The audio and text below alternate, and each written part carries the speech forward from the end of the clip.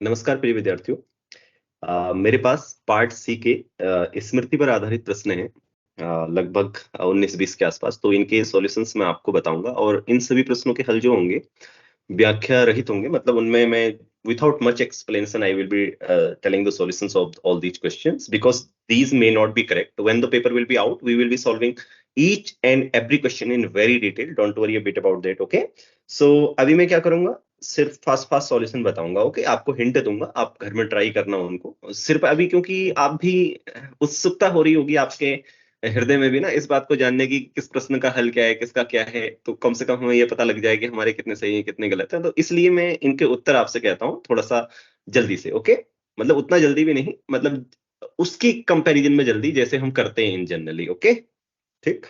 तो अब एक क्वेश्चन में हम कभी कभी 40-50 मिनट लगा देते हैं, है ना। तो अब होगा कि यहाँ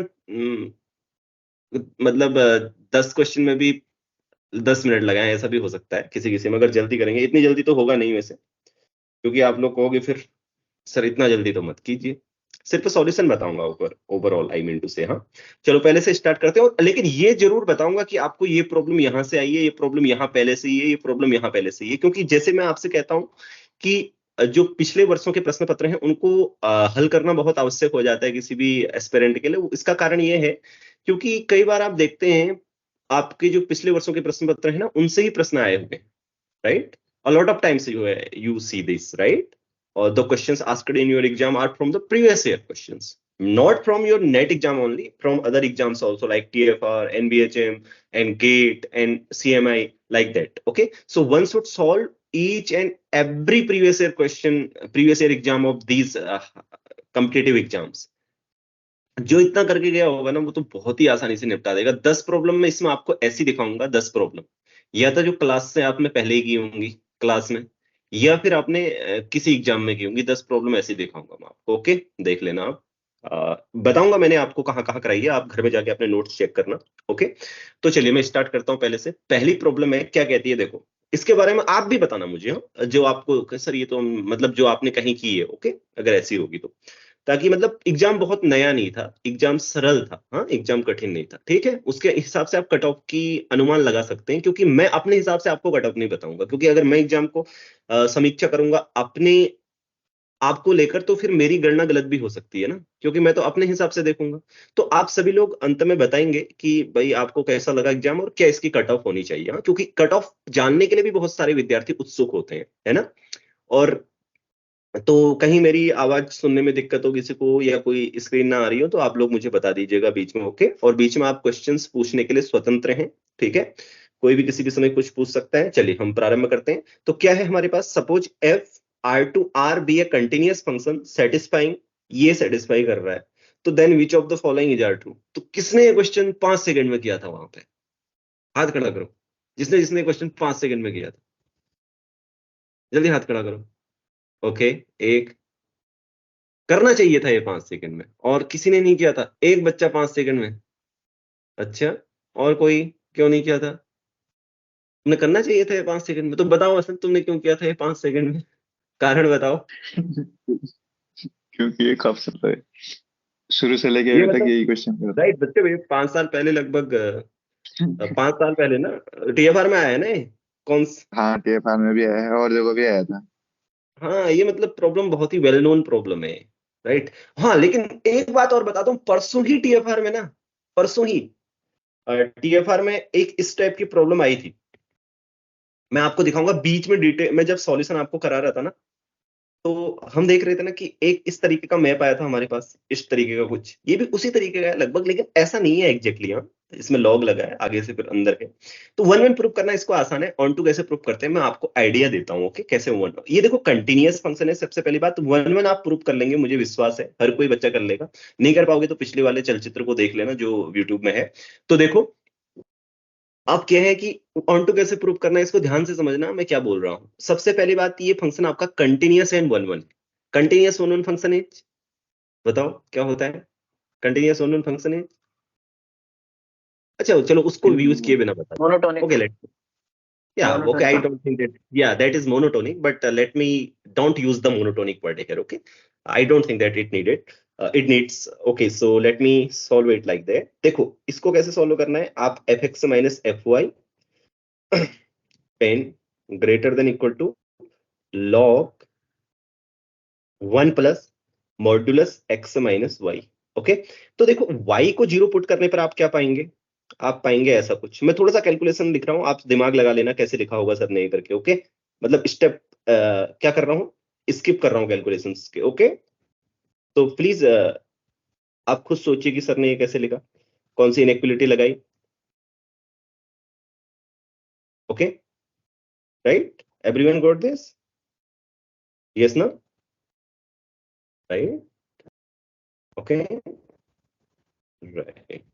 सो this means limit x tending to infinity और minus infinity, mod f x बताओ तो कितना आएगा।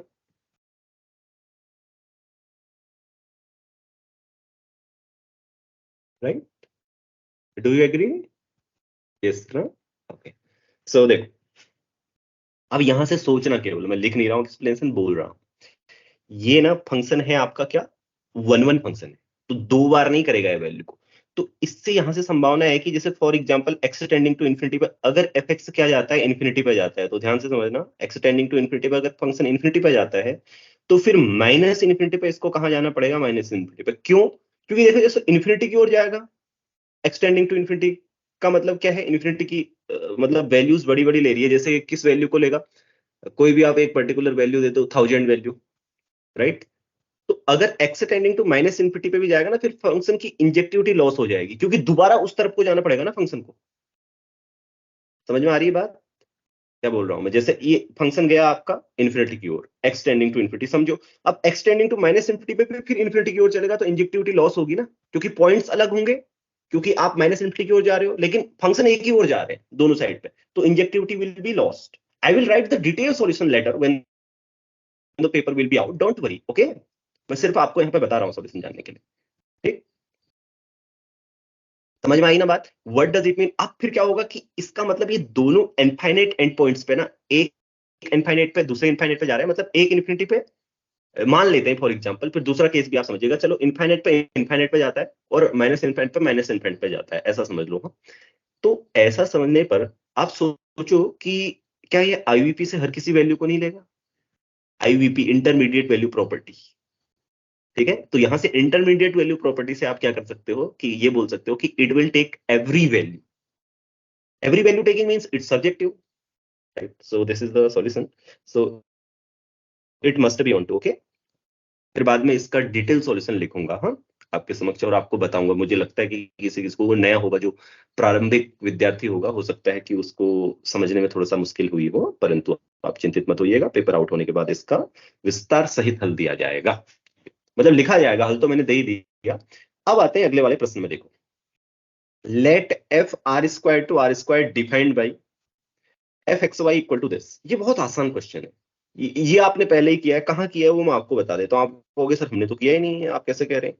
ये आपने किया है जब आप 2023 में एक फंक्शन एनालिसिस की प्रॉब्लम कर रहे थे, तो मैंने आपको वहां एक रिजल्ट बताया था, याद करो क्या बताया था, कि every linear transformation linear function on a finite dimensional vector space is uniformly continuous, और बहुत आसान था उसका result.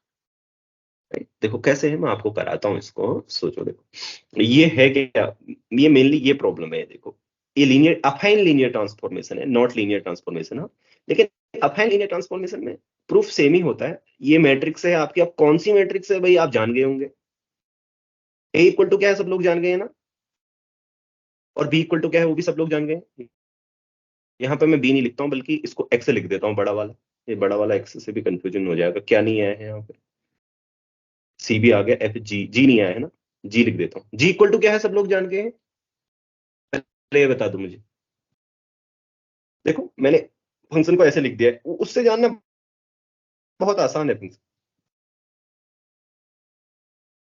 Is it clear to everyone ना, कि ऐसे लिख सकते हैं हम ऊपर दिए गए फंक्शन को, क्या बोल रहे हैं, f R square to R defined by f x y equal to this. ये ए इक्वल टू क्या है, ए बी सी डी है। हाँ, इस तरीके से लिख सकते हो आप उस फंक्शन को ना, ये c f, right, you can write the function like that ना। तो मैंने इसको ऐसे लिख दिया। तो अब देखो अब ये इसको मैं बड़े एक्स से डिनोट करूंगा, हाँ, इस वेक्टर को। देखो हमेशा के लिए सीख लो इसको, f x minus f y, समझ गए? ये एक्स और वाई वेक्टर से डिनोट कर रहे हैं। इसकी नॉर्म देखो, इसकी नॉर्म क्या होगी? सब्सट्रैक्ट करोगे तो क्या आएगा? Norm of a x minus y. सबको आ रहा है समझ में?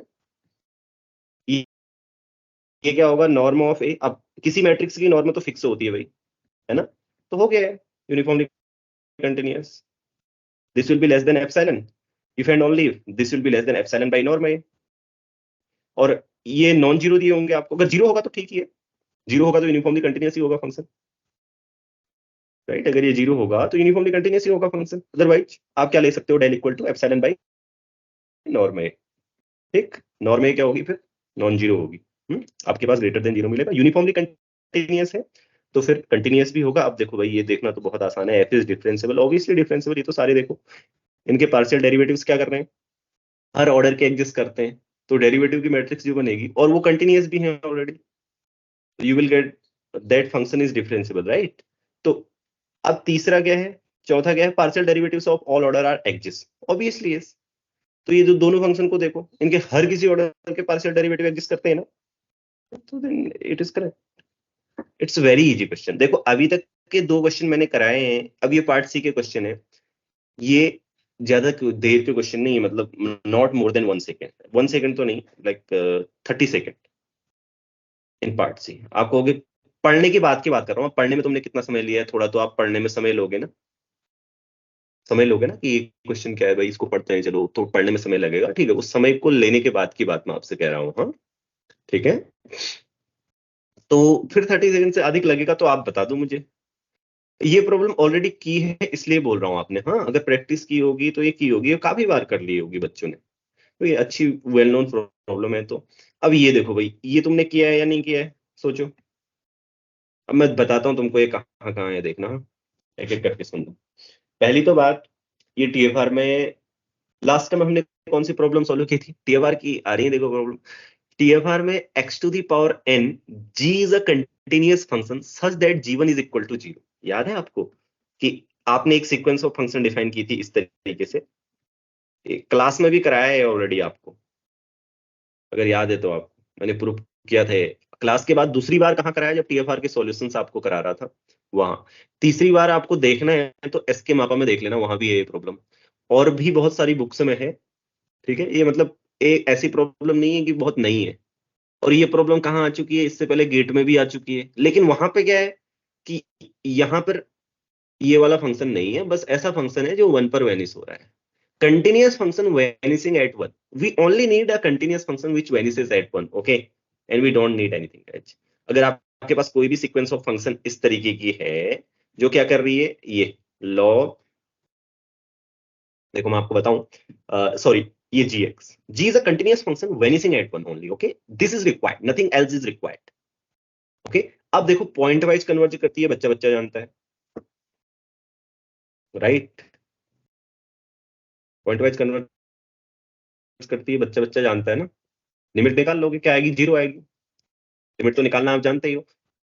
यूनिफॉर्म कन्वर्जेंस के लिए एमएन टेस्ट का यूज करते हैं। MN test is supremum x belongs to 0 1।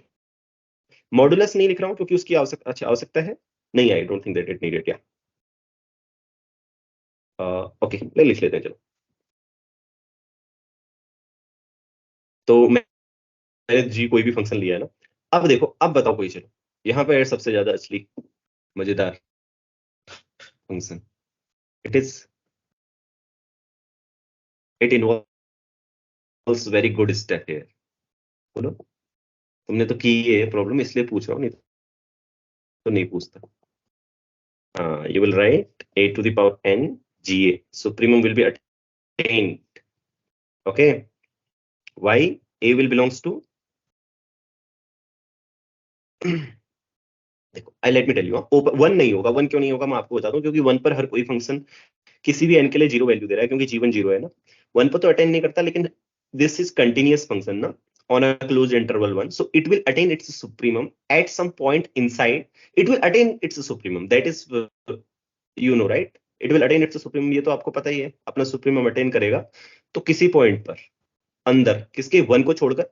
अब भाई ये a कहाँ है, 0 से 1 के बीच का है लेकिन 1 नहीं है, तो as n tends to infinity ये जाएगा 0 पर। Okay, later I will also give you another method to solve this. Okay, देख लेना इसके मापा में भी यही प्रॉब्लम। तो एफ एन कन्वर्ट से यूनिफॉर्मली। अब देखो ये दो ऑप्शन ऐसे ही थे क्या जैसे इसमें लिखे हैं, या अलग थे? अगर ऐसे लिखे हैं तो गलत है, क्योंकि मुझे लगता है कि ये दो ऑप्शन सेम सेम से हो रहे हैं ना, पहला और दूसरा वाला, तो क्या पता अलग हो कुछ। देख लो, पढ़ के बता दो, नहीं तो गलत है।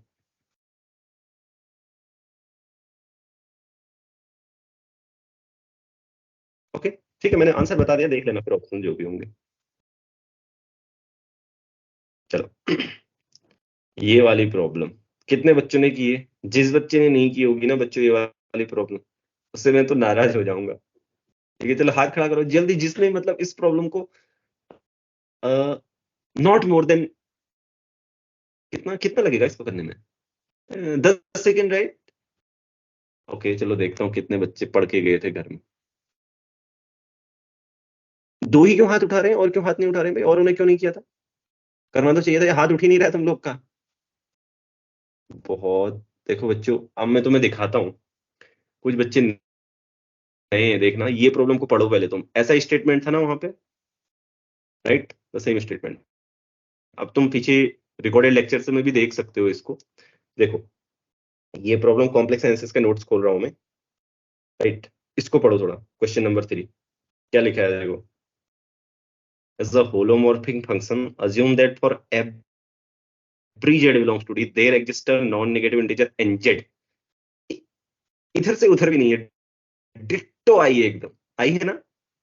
तो इसमें प्रूव किया है, देख, prove that f is a polynomial. ये देखो इसका डिटेल सॉल्यूशन लिखा है मैंने। अब आइडिया क्या है वो मैं आपको बताऊंगा, ठीक है? तो देखो, अब अगर क्लास में आई हुई डिट्टो प्रॉब्लम कोई नहीं करेगा तो क्या करिएगा फिर? वो तो जल्दी करनी है। ये तो फ्री फ्री के नंबर है, ये log x प्लस आई वाई, मतलब ये 4 प्रॉब्लम्स जो मैं अभी तक करा रहा हूँ ये फ्री फ्री के नंबर है। फिर आप कहोगे कि समय प्रबंधन कैसे किया जाए भाग सी में। समय प्रबंधन ऐसे ही तो होता है ये। आपने 5-6 प्रॉब्लम ऐसी कर ली जो बिल्कुल 1-1 मिनट में की जा सकती है। सोचो ना, सोचो एक बार 6 प्रॉब्लम ऐसी कर ली जो 1-1 मिनट में की जा सकती है, 6 मिनट में। अब आपके पास 14 क्वेश्चंस हैं, उनको आपने समय देना है, उनको आप आराम से कर सकते हो। अभी तो 6 ही बोल रहा हूं मैं, 10 क्वेश्चंस ऐसे होते हैं पार्ट सी में हमेशा। अभी मैं दिखाऊंगा आपको एक एक क्वेश्चंस जो आपने किए हैं ऑलरेडी, या अभी तक वो प्रॉब्लम्स हैं जो ऑलरेडी आप जानते हो पहले से। ओके, ऐसा नहीं है कि बहुत नई प्रॉब्लम्स हैं। तो सब इसका आंसर है एफ इज अ पॉलिनोमियल। अब मैं आइडिया बता देता हूं इसका। हाँ देखो, for each z belongs to C ना, अगर ये for each z belongs to some uncountable set भी हो, यहाँ पर कोई भी अनकाउंटेबल सेट, उसके लिए भी ट्रू होगा। हाँ, कि आइडिया क्या है, यू प्रूव दैट कि आप क्या करते हो। चलो मान लो जिनके लिए वन, देखो फर्स्ट डेरिवेटिव 0 हो रहा हो, मतलब एक इंटीजर मिलेगा ना, तो आप एक ऐसा सेट कंसीडर करो। A1 वो सेट है जहां पर वो वाले सारे पॉइंट्स का सेट है जिनके लिए फर्स्ट डेरिवेटिव 0 हो रहा हो। A2 वो वाला सेट है जिनके लिए सेकंड डेरिवेटिव 0 हो रहा हो। तो इस तरीके से A1 A2 सबको मिलाओ, इसका यूनियन आपका पूरा वो जो भी अनकाउंटेबल सेट दिया है, सी की सी हो या कोई अनकाउंटेबल सेट हो, वो बन जाएगा यहाँ पर। ठीक है, मान लो वो डी है, तो इसमें से एक अनकाउंटेबल होना चाहिए, राइट? ये जो A1 A2 dot dot dot दिखाई दे रहे हैं, इनमें से एक अनकाउंटेबल होना चाहिए। अगर इनमें से एक अनकाउंटेबल है तो फिर हाँ क्या होगा, एक डेरिवेटिव कहीं ना कहीं अनकाउंटेबली मैनी पॉइंट्स पर वेनिस हो रहा है। ध्यान से सुनना। हाँ, और जो डेरिवेटिव अनकाउंटेबली मैनी पॉइंट्स पर वेनिस हो रहा है, वो अनकाउंटेबली डेरिवेटिव क्या होता है एनालिटिक फंक्शन का, एनालिटिक होता है। और अनकाउंटेबली मैनी पॉइंट पर वेनिस हो रहा है, मतलब किसी भी अनकाउंटेबल सेट का लिमिट पॉइंट क्या होता है, उसी के अंदर होता है एक लिमिट पॉइंट। मतलब uncountable set has a limit point in it, कम से कम एक लिमिट पॉइंट मिल जाएगा आपको जो उसके अंदर होगा। तो आइडेंटिटी थ्योरम का यूज करते हुए डेरिवेटिव क्या होगा, वेनिस होगा। फिर पावर सीरीज को लगाते हुए डिटेल प्रूफ बता रहा हूं, निकाल दोगे कि जिसका डेरिवेटिव किसी, मतलब कोई भी फंक्शन जिसका डेरिवेटिव वेनिस होता है, मान लो 10वां डेरिवेटिव टोटली वेनिस हो रहा है, तो it means that is a polynomial of degree. बोलो कितने डिग्री का पॉलिनोमियल होगा? 10 बार डिफरेंशिएट किया, सारा जीरो हो गया, एटमोस्ट 10, राइट? तो इस तरीके से हो जाएगा। और भाई इसको तो ना बच्चों, इसको देखो एग्जाम में वैसे भी किया जा सकता है कि एफ इक्वल टू ले लो ए जेड प्लस बी। ये दो ऑप्शन तो वैसे ही गलत हो जाएंगे, F is constant F is zero, लेकिन ये तीसरे वाले में सोचना पड़ेगा फिर आपको, अगर पता नहीं होगा तो ना, समझे? तो इसका ये वाला सही है। और पॉलिनोमियल बाउंडेड सेट को बाउंडेड में मैप करते हैं, और जैसे ही आप इन्फिनिटी की ओर जाते हैं तो लिमिट भी इन्फिनिटी आती है, इसलिए कोई भी कॉम्पैक्ट सेट ऐसा एग्जिस्ट नहीं करेगा। ठीक है, तो इसका आंसर होगा एफ इज अ पॉलिनोमियल। आप जो भी बच्चे देख रहे होगे इसको, तो मैं भी यहाँ पे सॉल्यूशन नहीं लिख रहा हूँ, लेकिन बाद में इसी चैनल पर आप लोग देखेंगे कि हर किसी का एक एक करके डिटेल सॉल्यूशन आएगा। हाँ, तो मुझे दो दो बार समय मेरा बर्बाद ना हो, इसलिए मैं नहीं लिख रहा हूँ जब तक पेपर आउट नहीं है। चलिए, इस वाली प्रॉब्लम को, ये बहुत अच्छी प्रॉब्लम है, पहले ये पढ़ लो बच्चों, इसमें कोई आपका करेक्शन तो नहीं है, ऐसी ही थी क्या ये प्रॉब्लम? देखो एक बार पढ़ लो, क्या यह प्रॉब्लम ऐसी ही थी जैसे मैंने लिखी है, या इसमें कोई परिवर्तन था? आप करना चाहते हैं, कोई संशोधन करना चाहते हैं तो देखो, देख लो एक बार सभी लोग।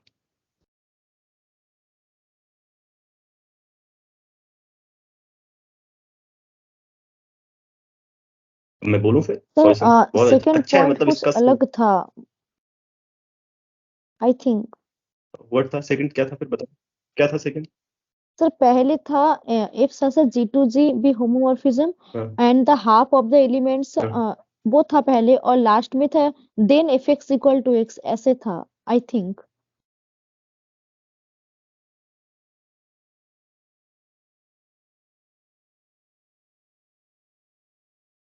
ऐसे था।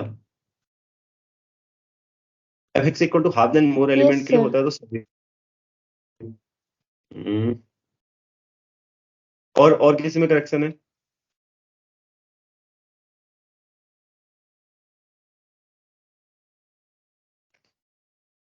चलो नहीं अभी सर, मैं इसको बाकी ऐसे ही सब करता ठीक हूँ, है। फिर अगर, हाँ ठीक है, तो अभी इस प्रॉब्लम को ऐसे ही लेता हूँ ना। और भी अगर कोई ऐसा कह रहा है तो ऐसा था क्या प्रॉब्लम, क्या थी भाई, कि एफ इज आइडेंटिटी देन? नहीं, okay, so not everyone is sure, तो अभी इसको ऐसे ही लिखता हूँ, फिर बाद में देखते हैं क्या है। ओके, तो देखो, G1 G2 भी finite group, order of G1 and order of G2 are relatively prime. देखो G1 से कोई भी अगर होमोमॉर्फिज्म है ना G2 में, बच्चों सोचना है इसको। ओके, तो क्या होगा, दिखाई दे रहा है ना आपको, यहाँ पे लिख रहा हूँ, ऑर्डर ऑफ G1, अब G1 का कोई भी फैक्टर डिवाइड नहीं करेगा 1 के अलावा, हाँ, ओवर कर्नेल ऑफ F क्या करेगा, डिवाइड, क्या होता है आइसोमॉर्फिक टू इमेज होता है ना, तो डिवाइड करेगा किसको, ऑर्डर ऑफ G2 को। Okay, fundamental theorem of homomorphism में से, तो ऑर्डर ऑफ G2 पे डिवाइड करेगा। ठीक, अब ये डिवाइड करेगा तो भाई इसका कोई भी नॉन ट्रिवियल फैक्टर होगा, ये ऑर्डर ऑफ G1 का फैक्टर ही तो हुआ एक ये, तो ये आएगा, और क्या होगा, एक फैक्टर होगा है ना ऑर्डर ऑफ G1 का, तो इसका कोई भी नॉन ट्रिवियल फैक्टर इसको तो डिवाइड नहीं कर सकता क्योंकि जीसीडी है 1, तो इसको लिए ये फैक्टर 1 ही होना चाहिए। 1 कब होगा, जब कर्नेल एफ क्या होगा, पूरे ऑर्डर ऑफ G1 के बराबर होगा, और पूरे ऑर्डर ऑफ G1 के बराबर तभी हो सकता है जब ट्रिवियल होमोमॉर्फिज्म हो, और कोई पॉसिबिलिटी नहीं होगी प्यारे विद्यार्थियों, इसलिए ये सही है। और ये बहुत, अगर ऐसा ही था तो ये बहुत आसान है, देखो मैं बताता हूँ इसका रीजन क्या था। Image of F must be greater than ये ना, क्योंकि अगर क्या हुआ कि हाफ से ज्यादा एलिमेंट फिक्स हो रहे हैं तो वो सारे एलिमेंट तो इमेज में है ही ना, जो इमेज आ रही है आपकी फंक्शन की F2G2G, सोचो ना, तो वो सारे एलिमेंट फिक्स हैं। अगर वो सारे एलिमेंट फिक्स हैं तो अब क्या होगा, इमेज का ऑर्डर ये इससे तो ज्यादा होगा, और less than n equal to g होता है। अब यहाँ से एक ही पॉसिबिलिटी बचती है कि इमेज का ऑर्डर ये हो, क्योंकि इमेज को डिवाइड भी करना है ना ऑर्डर ऑफ जी को, क्योंकि इमेज तो क्या होती है, सब ग्रुप होती है। तो फिर क्या पॉसिबिलिटी है आपके पास, you have only one possibility, that image f must be equal to d, so f is on to, okay, चलो, if g is if g has exactly 3 subgroups then g is a group of order p square for some order prime p। कुछ याद आया क्या इसको देखकर, या नहीं आया? जल्दी बताओ, किसी को कुछ याद नहीं आया तो फिर आपकी स्मृति बहुत कमजोर है बच्चों। if g has exactly 3 subgroups of 3 subgroup then g is group of order p square for some prime। अब मैं आपको बता देता हूँ ये क्वेश्चन कहाँ कहाँ पूछे जा चुके हैं। पिछली बार का जो गैलोवा थ्योरी का क्वेश्चन आया है उसको खोल के देखना उसका सॉल्यूशन। जो पिछली बार गैल्वा थ्योरी का क्वेश्चन आया उसको खोल के देखना। मैं गैल्वा थ्योरी से नहीं है ये क्वेश्चन, गैल्वा थ्योरी से नहीं है। मैं बोल रहा हूँ जो पिछली बार गैल्वा थ्योरी का क्वेश्चन आया है उसका सॉल्यूशन है ना यूट्यूब में, उसको ओपन करके देखना एक बार। उसमें ये वाला आइडिया लगा है। और अपने असाइनमेंट सीट को खोल के देखना और आईएसआई का एग्जाम देखना। आप ये पीएचडी का या हाँ शायद पीएचडी का एग्जाम है या एमएड का है, लिखित वाला जो रिटन एग्जाम है उसमें 2 साल पहले देखना आप, लगभग 1-2 साल पहले ये प्रॉब्लम आई हुई। और बहुत बहुत आसान प्रॉब्लम है, करते कैसे मैं आपको बताता हूँ।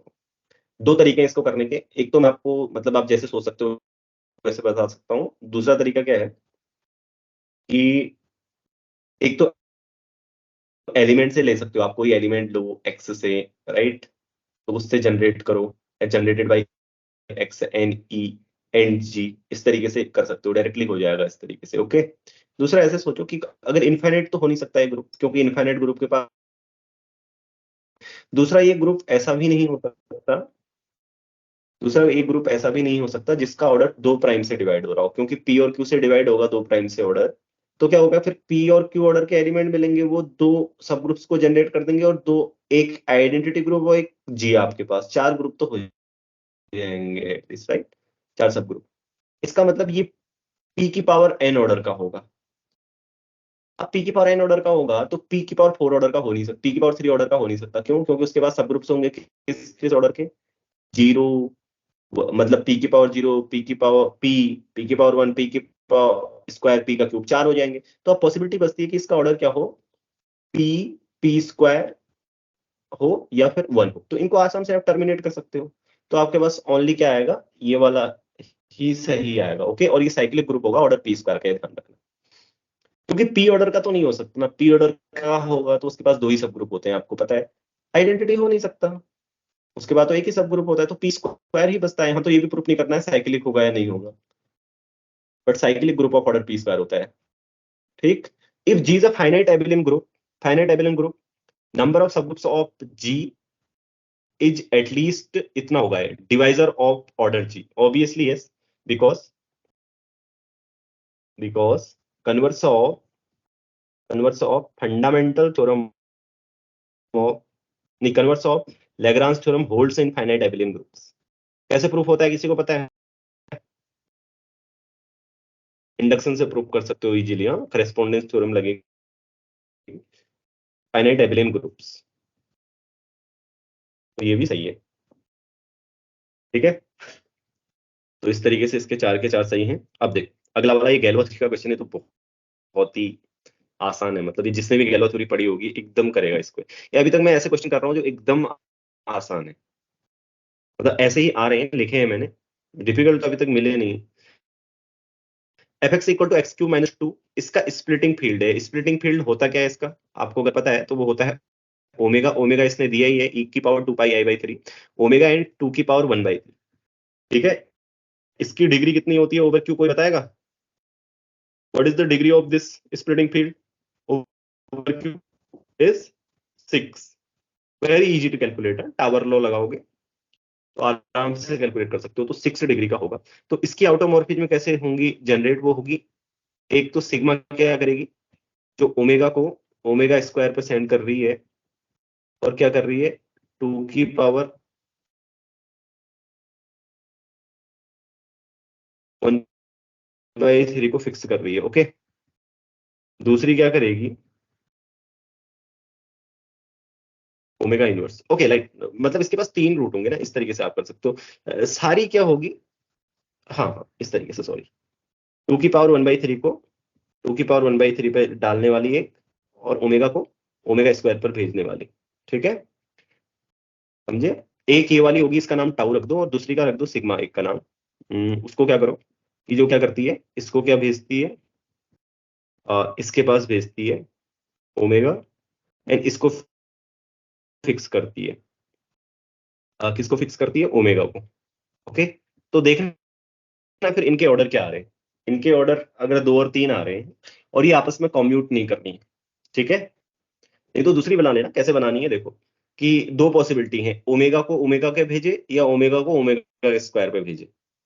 इसके पास तो 2 ही पॉसिबिलिटी है ना, समझे? क्योंकि इसकी मिनिमल पॉलिनॉमियल क्या होती है आपको पता होगा, ओमेगा की मिनिमल पॉलिनोमियल क्या होती है, उसके रूट्स होते हैं ओमेगा एन ओमेगा स्क्वायर, तो उसी पे सेंड कर सकती है कोई भी ऑटोमॉर्फिज्म, और इसको इसके 3 रूट्स पर सेंड कर सकती है, तो 2 ऑटोमॉर्फिज्म पूरे ग्रुप को जनरेट करेंगी, और एक वो आपस में कम्यूट नहीं कर रही है, तो ऑर्डर कितना होगा इसका, 6 ऑर्डर होगा। वो कैलकुलेशन आप कर सकते हैं इजीली, डिफिकल्ट नहीं है वो कैलकुलेशन। सो अब non abelian group of order 6 क्या होता है, ओनली S3 होता है, तो गैलोआ ग्रुप क्या आएगा, Galois is group of K over Q is isomorphic to S3। Okay, वैसे भी ना ये बहुत आसान है, देखो मतलब आपको कैलकुलेशन नहीं करनी है, अगर आप थोड़ा सा स्मार्ट हो तो कैलकुलेशन क्यों नहीं करनी है, क्योंकि डिग्री आ रही है 6, और K क्या है, splitting field of, splitting field है, स्प्लिटिंग फील्ड इज नॉर्मल, ये क्या है, ऑफ अ सेपरेबल पॉलिनोमियल है, ये पॉलिनोमियल सेपरेबल है ना, x³ - 2, तो ये जो K स्प्लिटिंग फील्ड है ये गैलोआ होगा, अगर ये गैलोआ होगा तो इसका ऑर्डर उतना ही होगा गैलोआ ग्रुप का जितना डिग्री है 6। तो आपको ये नहीं देखना कि कितनी होमोमॉर्फिज्म आ रही है, आपको सिर्फ 2 आउटोमॉर्फिज्म ऐसी जनरेट करनी है जो आपस में कम्यूट ना करें, क्योंकि अगर ऑटोमॉर्फिज्म आपस में कम्यूट नहीं करेंगे तो इसका मतलब वो जो भी ग्रुप होगा 6 ऑर्डर का नॉन एबिलियन होगा, तो इसलिए S3 होगा। Don't need to do the calculation, कि ये प्रूव करना कि गैलो ग्रुप में 6 एलिमेंट होंगे, ये करने की आवश्यकता ही नहीं है, सिर्फ ये करना है 2 निकालो और वो आपस में कम्यूट नहीं कर रही है दिखा दो, ठीक है, बहुत आसान। सो दूसरा वाला गलत हो गया, तीसरा वाला देखो, Galois group of Q omega over Q is isomorphic to S3। अब भाई fundamental theorem of Galois theory तो आप जानते ही होंगे, सारी रिक्वायरमेंट सेटिस्फाई कर रहा है, के स्प्लिटिंग फील्ड है ना ऑफ अ सेपरेबल पॉलिनोमियल, देखो ये आपको दिखाई दे रहा है क्लियरली, यहाँ पे देखो मैंने क्या लिखा है, राइट, Q ओमेगा की डिग्री कितनी है ओवर Q, 2 होती है, क्योंकि ओमेगा की मिनिमल पॉलिनोमियल की डिग्री 2 होती है ना, इसका मतलब क्या हुआ, इंड, अब fundamental theorem of Galois theory से ना, फंडामेंटल थ्योरम, अब सबसे पहली बात ये सोचना कि इसका गैलोआ ग्रुप का ऑर्डर कितना होगा, गैलोआ ग्रुप का ऑर्डर जो होगा Q ओमेगा बाई Q का, वो होगा 3, इंडेक्स होता है ना, क्योंकि देखो इसका इंडेक्स कितना है,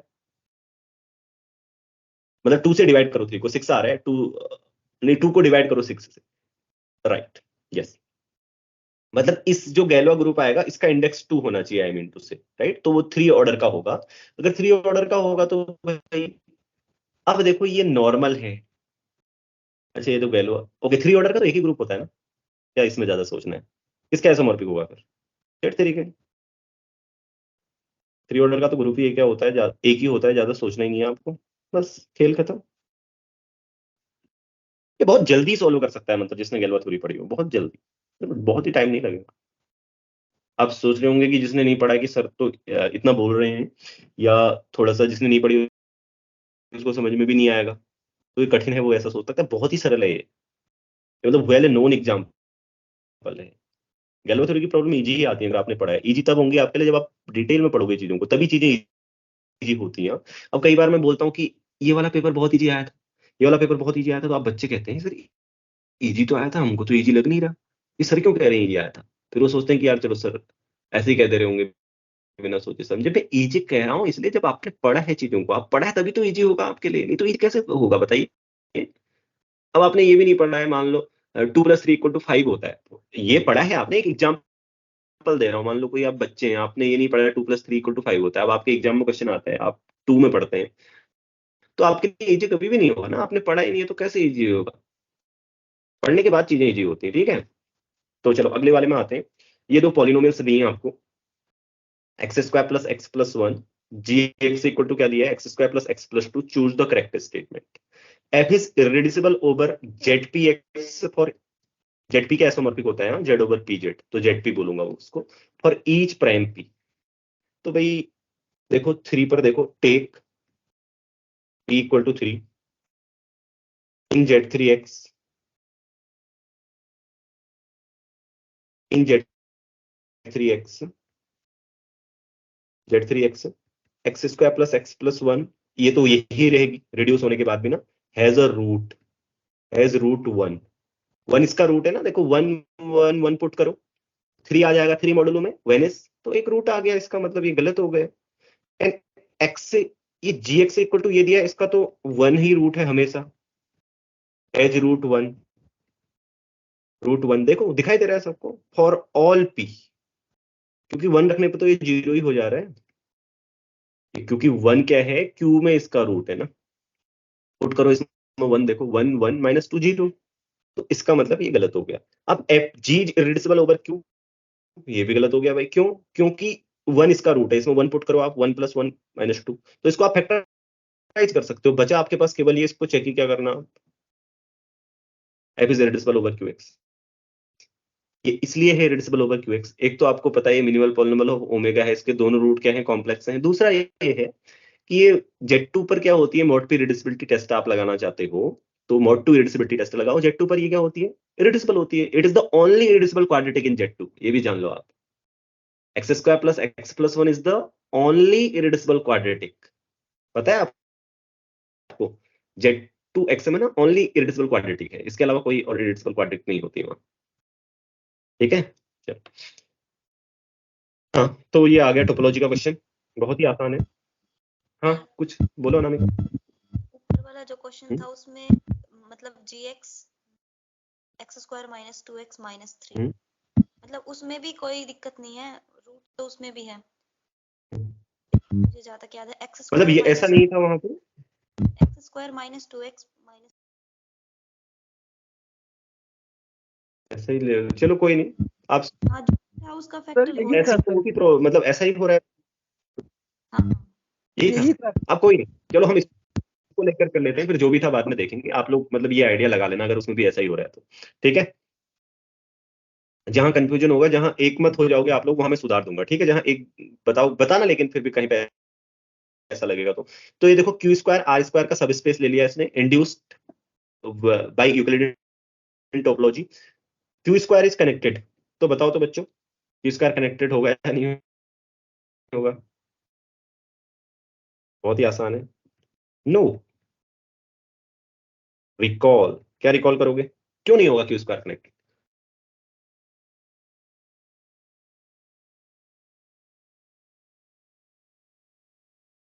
एक रिजल्ट है जो आपने कई बार किया है TFR की प्रॉब्लम्स में, नेट की प्रॉब्लम्स में। याद करो कनेक्टेड स्पेस के बारे में, और connected space with more than two element, more than one element is, बोलो तो। दो तरीके बताता हूं मैं इसको करने का आपको। अनकाउंटेबल, नहीं पढ़ा था? पिछली बार क्वेश्चन आया था ना नेट में, पिछली बार या पिछली बार की पिछली बार आया कि नहीं? Uncountable space with more than two elements is, sorry, metric space, connected metric space with more than two element is uncountable. Q² तो काउंटेबल है, तो कनेक्टेड कहां से हो गया? इसको गलत करो। दूसरा तरीका एक और है, देखो, no recall metric space with more than one element is uncountable, it's uncountable। Okay प्यारे विद्यार्थियों, तो ये ध्यान रखना आप लोग। अब देखो कि इन दूसरा तरीका ये भी है, देखो एक तरीका ये भी है कि अगर आप क्या कर सकते हो, मान लो ये कनेक्टेड है ना, तो प्रोजेक्शन मैप डिफाइन करो, Q क्रॉस Q से कहां, Q में। अगर ये कनेक्टेड होगा तो इसकी इमेज भी कनेक्टेड होगी, लेकिन Q कनेक्टेड नहीं होता है, वो आपको पता ही है, राइट? अगर मान लो कि क्रॉस Q कनेक्टेड है, तो प्रोजेक्शन मैप तो कंटिन्यूअस ही होते हैं ना, यानी कि P पाई x y = x, राइट? इससे भी हो सकता है। ओके, इसको कनेक्टेड मान लिया, और इसकी इमेज भी कनेक्टेड होगी, तो इसलिए, लेकिन Q तो कनेक्टेड होता नहीं है, तो इसका मतलब हमने जो माना था वो गलत है, ठीक? तो Q² इज हॉल्सडॉर्फ, ऑब्वियसली। क्यों होगा बताओ Q² हॉल्सडॉर्फ? ऑब्वियसली लिखता हूं इसको। हॉल्सडॉर्फ का मतलब जानते हो, दो कोई भी पॉइंट ले लो और उनके अलग अलग बॉल्स, उनको सेपरेट कर सको आप। Obviously every metric space is Hausdorff, right? ये मैट्रिक स्पेस ही तो है, every metric space is Hausdorff, metric space is Hausdorff, okay, Hausdorff. नहीं तो आप सोचो कि कोई भी 2 पॉइंट ले लो आप आर स्क्वायर में, उनमें रेशनल पॉइंट्स लोगे, उनके अराउंड बॉल खींचोगे, उनको आराम से सेपरेट कर सकते हो ना। फिर उन्हीं बॉल का इंटरसेक्शन क्यू स्क्वायर के साथ ले लिया। मैं क्या बोल रहा हूँ समझे? अगर ऐसे नहीं सोच रहे हो तो ऐसे सोच लो। जैसे 2 पॉइंट है देखो आर स्क्वायर में, ये क्यू वाले मतलब वो वाले पॉइंट्स हैं जो क्यू क्रॉस क्यू से हैं। तो ऐसी 2 बॉल ले लेंगे हम आर स्क्वायर में जो आराम से सेपरेट होती हैं, वैसा हम कर सकते हैं राइट। उन दोनों के बीच की डिस्टेंस ले ली, उस डिस्टेंस की आधी रेडियस से भी आधे का सर्कल खींच लिए। वो जो बॉल्स बनाएंगे उन बॉल्स का फिर इंटरसेक्शन क्यू स्क्वायर के साथ ले लिया तो वो ओपन बॉल होंगी कंटेनिंग देम एंड डिजॉइंट होंगी, तो फिर हॉचडॉर्फ हो जाएगा राइट। क्योंकि कोई भी 2 पॉइंट्स के लिए आप क्या ढूंढ पा रहे हो, नेबरहुड्स ढूंढ पा रहे हो जो एक दूसरे को इंटरसेक्ट नहीं करते। ओके एवरी हाँ ये क्यू स्क्वायर इज हॉचडॉर्फ सही हो गया। ये कॉम्पैक्ट है वो बोल रहा है, गलत है, कॉम्पैक्ट नहीं हो सकता क्योंकि बहुत आसानी से आप कर सकते हो कि कोई भी ऐसी ना, देखो बच्चों आप एक सीक्वेंस लो इसमें क्यू स्क्वायर में जो किसी इरेशनल पॉइंट पर जाती हो राइट। इरेशनल पॉइंट वाली जिसके दोनों इरेशनल है या एक इरेशनल पॉइंट हो, मतलब बाहर जाती हो इससे। ठीक कैसे ले, जैसे क्या ले कोई बताओ। Take a sequence, take a sequence xn yn converging to 1√2, 1√2, ये वाली ले लो आप। क्यों? क्योंकि इसको भी सेटिस्फाई करेंगे। देखो 1√2 रखोगे तो इसका स्क्वायर 1√2, इसका स्क्वायर नहीं नहीं नहीं नहीं, मैं 1√2 पे जाने वाली नहीं लूंगा, रेशनल की लूंगा जो इरेशनल पॉइंट पर कन्वर्ट करती है। हाँ ये इरेशनल पॉइंट है राइट। ओके और ये क्या लेंगे? ओके मतलब समझे, आपको ऐसी सीक्वेंस लेनी है ना जो ये यहाँ के पॉइंट्स की, देखो इसको ध्यान रखना आप, ये वाले पॉइंट है, ये ध्यान से समझना थोड़ा सा। क्या है ये आपका पूरा आर स्क्वायर में, ये है मान लो ये बॉल है ना, इसको ध्यान से समझना। मैंने 1√2 क्यों लिखा? आप जैसे 1√2 कहीं तो लाइक करेगा, आप इसकी जगह कुछ भी लिख सकते हैं जो इरेशनल पॉइंट हो, इसको सेटिस्फाई करता हो, सबसे आसान चॉइस ये है। तो मान लो कि 1√2 यहाँ पर है। अब ये मत कहना कि सर यहाँ पे नहीं है, हमने कैलकुलेट करके देखा। अगर कहीं तो होगा ना, आप वहीं पे मान लो। मैंने एक्स वाई नहीं लिखा है, उसके अकॉर्डिंग आप एक्स वाई लिख देना जहां पे भी होगा। 4 कोऑर्डिनेट्स में तो एक जगह होगा ही, तो हाँ वैसे पहले कोऑर्डिनेट में होगा, दोनों पॉजिटिव है तो यहाँ पे है मान लो। तो आप क्या कर सकते हो, ऐसी सीक्वेंस ले सकते हो ना ये रेशनल पॉइंट की, जो क्या करे इसको अप्रोच करे और इसको भी सेटिस्फाई करे साथ में, x n square y square equal to 1। Okay समझ में आ रही है बात क्या बोल रहा हूं मैं? Right, x n square plus such that ये भी होना चाहिए 1 and x n comma y n कहाँ के पॉइंट होने चाहिए? क्यू क्रॉस क्यू के। ये देखो टीएफआर से ही रिलेटेड प्रॉब्लम है। टीएफआर में भी ऐसा ही आया था, बताया था आपको इसका idea right.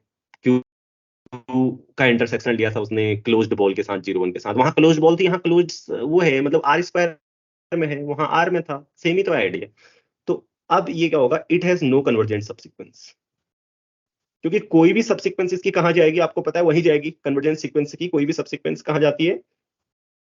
1 limit, same limit पे जाती है ना। तो इसके पास it has no convergent subsequence in, कोई भी ऐसी सबसीक्वेंस नहीं मिलेगी जो क्यू क्रॉस क्यू पर ही कन्वर्ज करे, तो ये कॉम्पैक्ट नहीं हो सकता। ओके अब ये तीसरा वाला, every non empty connected subspace of Q square is singleton, ये दैट्स वेरी क्लियर राइट। क्योंकि अगर आप सिंगलटन से ज्यादा भी लेंगे ना, कोई भी एक पॉइंट से ज्यादा वाला लेंगे, उसमें 2 पॉइंट या काउंटेबली मेनी पॉइंट्स आएंगे, लेकिन होता क्या है, एक पॉइंट से ज्यादा वाला अनकाउंटेबल होता है। तो ये बहुत आसान है राइट, क्लियरली फॉलो हुआ? तो इस तरीके से प्रॉब्लम हुई। अब ये वाली प्रॉब्लम भी मैं आपको बता देता हूं, देखो क्या है। ये आपको यूनिट डिस्क दी गई है, पहला वाला ω1, दूसरा दिया गया है ω2, आपको कॉम्प्लेक्स प्लेन दिया गया है। Okay choose the correct statement. सबसे पहले देखो बहुत ही आसान, अच्छा कोई एक्सप्लेनेशन बताना चाहता है इसका? एक दो ऑप्शंस का भी अगर किसी को पता हो तो।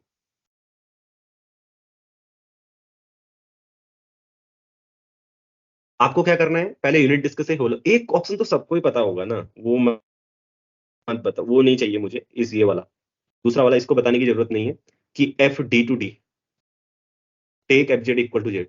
ये क्या, ये तो बहुत आसान है। इंजेक्टिव मैप लेना है बोल रहा है, सी किससे, यूनिट डिस्क से सी में, f z equal to z ले लो, इंजेक्टिव आ जाएगा। आइडेंटिटी मैपिंग तो होलोमॉर्फिक भी है, बहुत आसान है ना। सी तीसरा क्या बोलता है बच्चों, क्या सी को आप मैप कर सकते हो होलोमॉर्फिकली? बोलो यूनिट डिस्क में होलोमॉर्फिकली?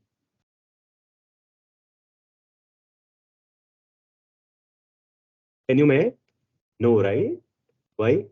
थिंक, बताओ क्यों नहीं कर सकते map? Anyone? Why can you not map? That's not difficult, it's very easy. देखो, आपके पास कोई भी एंटायर फंक्शन होता है होलीमॉर्फिकली, तो इसका मतलब क्या हो गया? दिस इंप्लाइज एफसी किसके अंदर कंटेन होगी? होलोमॉर्फिकली ऑन टू बोला है ना उसने, तो एफसी बराबर डी होगी, बाउंडेड आ गया। A bounded function is, a bounded entire function is, बोलो, कांस्टेंट। आवाज आ रही है ना मेरी? कांस्टेंट। क्या होता है बाउंडेड एंटायर फंक्शन?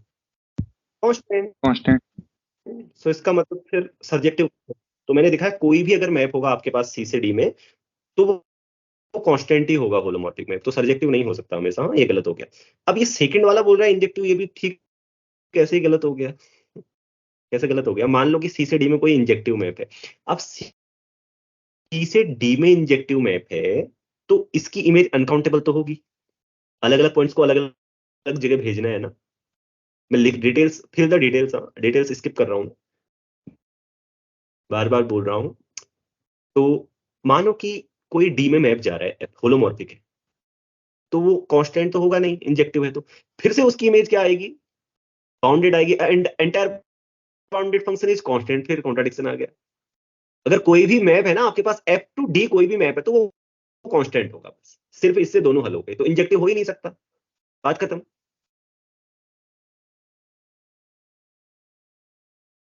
राइट? आवाज आ रही है ना मेरी क्लियरली? अनामिका, हाँ हाँ। मैंने क्या बोला समझ में आई? कि मैंने देखो किसी भी मैप को लिया कि मान लो होलोमॉर्फिकली सी टू डी है, तो फिर इसकी इमेज होगी बाउंडेड, तो ये कांस्टेंट ही होगा, पक्का कांस्टेंट मैप ही होगा, मतलब सी to D holomorphic map. Okay, तो कांस्टेंट मैप ना ही ऑन टू होगा ना ही इंजेक्टिव होगा, बात खत्म हो गई। तो दोनों को गलत कर दो। अब आता है पहला वाला, मजेदार है सच में। There exist a holomorphic surjective function from, किससे? डी से सी में सर्जेक्टिव होलोमॉर्फिक फंक्शन। तो है तो कोई बताओ, कोई जानता है तो बताओ। मैं आपको हिंट देता हूं। ओके, चलो आप ये हिंट को पकड़ के कर दो, तो बहुत बहुत अच्छी बात है जो हिंट को पकड़ के कर देगा। चाहिए हिंट? नहीं, पहले ये बता दो, क्या पता हिंट चाहिए नहीं, आप पकड़ना ही ना चाहते हो हिंट को। Do you need the hint और just know the want to know the solutions? Hint, okay चलो। अच्छा, दो कम ऑन टू, पहले ये बताओ composition of two holomorphic function से इज होलोमॉर्फिक, राइट? यस और नो? हाँ, है ना? Composition of two holomorphic function से is holomorphic, and composition of two onto function से इज ऑन टू, राइट? तो आप पहले क्या करो, चलो यूनिट डिस्क को अपर हाफ प्लेन में मैप करो। कर सकते हो या नहीं कर सकते हो? यूनिट डिस्क को अपर हाफ प्लेन। आप मुझे बता भी सकते हो कि सर ऐसा ऐसा होता है, मतलब मैं आपसे पूरा इसकी डिटेल नहीं पूछूंगा। अगर आप ये बोलेंगे कि सर ऐसा हमने पढ़ा है, तो वो मानूंगा मैं। बताओ, क्या आप यूनिट डिस्क को अपर हाफ प्लेन में ऑन टू मैप कर सकते हो? हाँ, कर सकते हो। कैसे कर सकते हो वो मैं आपको बताता हूँ। राइट, कर सकते हो ना? कैसे कर सकते हो बताओ फिर। तुम लोग टिक तो ऐसे तो कर रहे हो, कैसे कर सकते हो बताओ जरा। अच्छा चलो, मैं दूसरा क्वेश्चन पूछता हूँ। ओके, ये छोड़ो। आप अपर हाफ प्लेन को यूनिट डिस्क में मैप कर सकते हो होलोमॉर्फिकली? ये बताओ, ये सॉल्व नो। आप जानते हैं इसके बारे में रिजल्ट? तो यस बोलो भाई जो जानता है। Yes sir. कहाँ, कैसे? सर e raised to कैसे power जानते? at alpha z f z equal to e raised to power at good good, z minus over okay, z very minus right. E i alpha, फिर z, minus z naught z naught, over z minus z naught bar. Right. ये क्या है आपका? Bilinear transformation है, जो upper half plane को क्या करता है, ओपन यूनिट डिस्क पर होलोमॉर्फिकली ऑन टू मैप करता है। इसका इनवर्स लोगे, ये इमेजिनरी Z0 ग्रेटर देन 0 होता है हाँ यहाँ पर, तो इसका इनवर्स लोगे तो क्या करेगा, यूनिट डिस्क को होलोमॉर्फिकली अपर हाफ प्लेन पे मैप करेगा। अब आप अपर हाफ प्लेन से तो सी में जा सकते हो ना, उसके लिए तो एक आसान सा मैप आप जानते हो जो अपर हाफ प्लेन को ऑन टू मैप करे सी पर होलोमॉर्फिकली। कौन होता है ऐसा मैप? लगाओ बुद्धि बल। ठीक है, so you can easily find such a map and that is very easy map. तो आप सोचना उस मैप को, ठीक है। Let me give it as a homework. मतलब that's, you don't need to go very far, बहुत दूर जाने की आवश्यकता नहीं। क्या होता है सर ये डब्ल्यू जेड नॉट माइनस पता e raised power iota alpha by z not over w minus e raised power iota alpha, हाँ, ये वाला होगा हाँ। जो अपर हाफ प्लेन को मतलब ऑन टू पूरे सी पे मैप करना चाहिए, वो नीचे मैप करेगा पूरे सी पर। उसके लिए मतलब you don't need to go far, मैंने बोला ना कि आपको बाइनरी ट्रांसफॉर्मेशन में जाना ही नहीं है। तो बच्चों इसका इनवर्स से लेना, आप उसको एफ इनवर्स से बोलो, ठीक है। और वो ऑन टू मैप करेगा ओपन यूनिट डिस्क को कहां, होलोमॉर्फिकली अपर हाफ प्लेन में। फिर जो अपर हाफ प्लेन को मैप करने वाला आपने फंक्शन ढूंढना है जो अपर हाफ प्लेन को सी पर मैप करता है, तो कंपोजिशन क्या होगी, होलोमॉर्फिक फंक्शन की holomorphic, and on to map करेगी आपकी ओपन यूनिट डिस्क को सी पर। अब रही बात कि वो मैप कौन सा है, तो मैंने बोला that's not very difficult and आप उसको जानते हैं, मतलब that's very easy map. Okay चलो, तो let's leave it for you. फिर I will write the each and every details later. Okay, तो ये क्वेश्चन देखो, ये सारे क्वेश्चन अभी तक ऐसे आए हैं ना जो ऑलरेडी आपने पढ़े, जैसे अनामिका ने बता दिया। देखो मैं कोई भी ऐसा मैंने कॉन्सेप्ट यूज किया है जो अभी तक आपने नहीं पढ़ा हो कि सर ये नया क्वेश्चन आया है? एक भी क्वेश्चन हुआ है अभी तक ऐसा? नहीं हो, राइट, होगा भी नहीं ऐसा, क्योंकि आप सिलेबस पढ़ के जाते हो। जो नहीं पढ़ के जाते हैं उनके साथ हो रहा होगा यार ये कैसे हुआ भाई, ये तो बड़ा गड़बड़ है। ठीक, इसलिए ध्यान रखना है। X y be two real matrices such that, ये देखो, इसको कोई बताना चाहता है? हाथ खड़ा करो। इसका एक्सप्लेनेशन जिसकी समझ में हो और बताना चाहता है, if you can tell. Okay, Anamika बता सकती है, और कोई बता सकता है? अनामिका बताओ फिर कैसे करें। सर अगर मतलब फर्स्ट वाले के लिए अगर मैं हाँ x को जीरो वो अगर नॉन इन्वर्टिबल मान के चलूं तो इसका डिटरमिनेंट से करेंगे तो लेफ्ट साइड में नहीं जीरो मानोगे नहीं, मतलब no, अगर no, you will not assume that x is first you have to prove x is invertible. If x is, you say x is, you will assume x is invertible. Okay, why will you assume? First prove if x is invertible. Sir मैं contradiction से बोल दूंगी ना कि अगर x invertible नहीं है तो फिर left side not equal to right side हो जाएगी तो वहां से फिर कॉन्ट्राडिक्शन आ जाएगा, तो x को इन्वर्टिबल होना ही पड़ेगा। ओके ठीक है, तो मैं डायरेक्ट ले लेता हूँ फिर। मैं इसका आसानी से आपको बता देता हूँ। देखो ये और आसानी से आप कर सकते हो। Okay, don't need to go very far. ठीक है, कॉन्ट्राडिक्शन की जरूरत ही नहीं है, या एक्स इज इनवर्टिबल। देखो मैं क्वेश्चंस नहीं पढ़ रहा हूँ, क्वेश्चंस खुद पढ़े होंगे मुझे पता है, क्योंकि जो पेपर देके आए हैं वो क्वेश्चन नहीं पढ़े होंगे, ऐसा तो हो नहीं सकता। इन्वर्टिबल, एक्स इज इन्वर्टिबल ना क्लियरली, क्योंकि यू गेट अ मैट्रिक्स। इन्वर्टिबिलिटी की डेफिनेशन क्या होती है एन क्रॉस एन मैट्रिसेस के लिए? A is said to be invertible if there exist a matrix B such that A B equal to I. फिर B equal to B I होता ही है वो, ठीक है, राइट। अगर बी इक्वल टू आई होता है तो फिर इसलिए लिखो ना, फिर A B equal to I है तो B equal to B I होता है। Left inverse is right inverse ना, right inverse is left inverse, तो आई।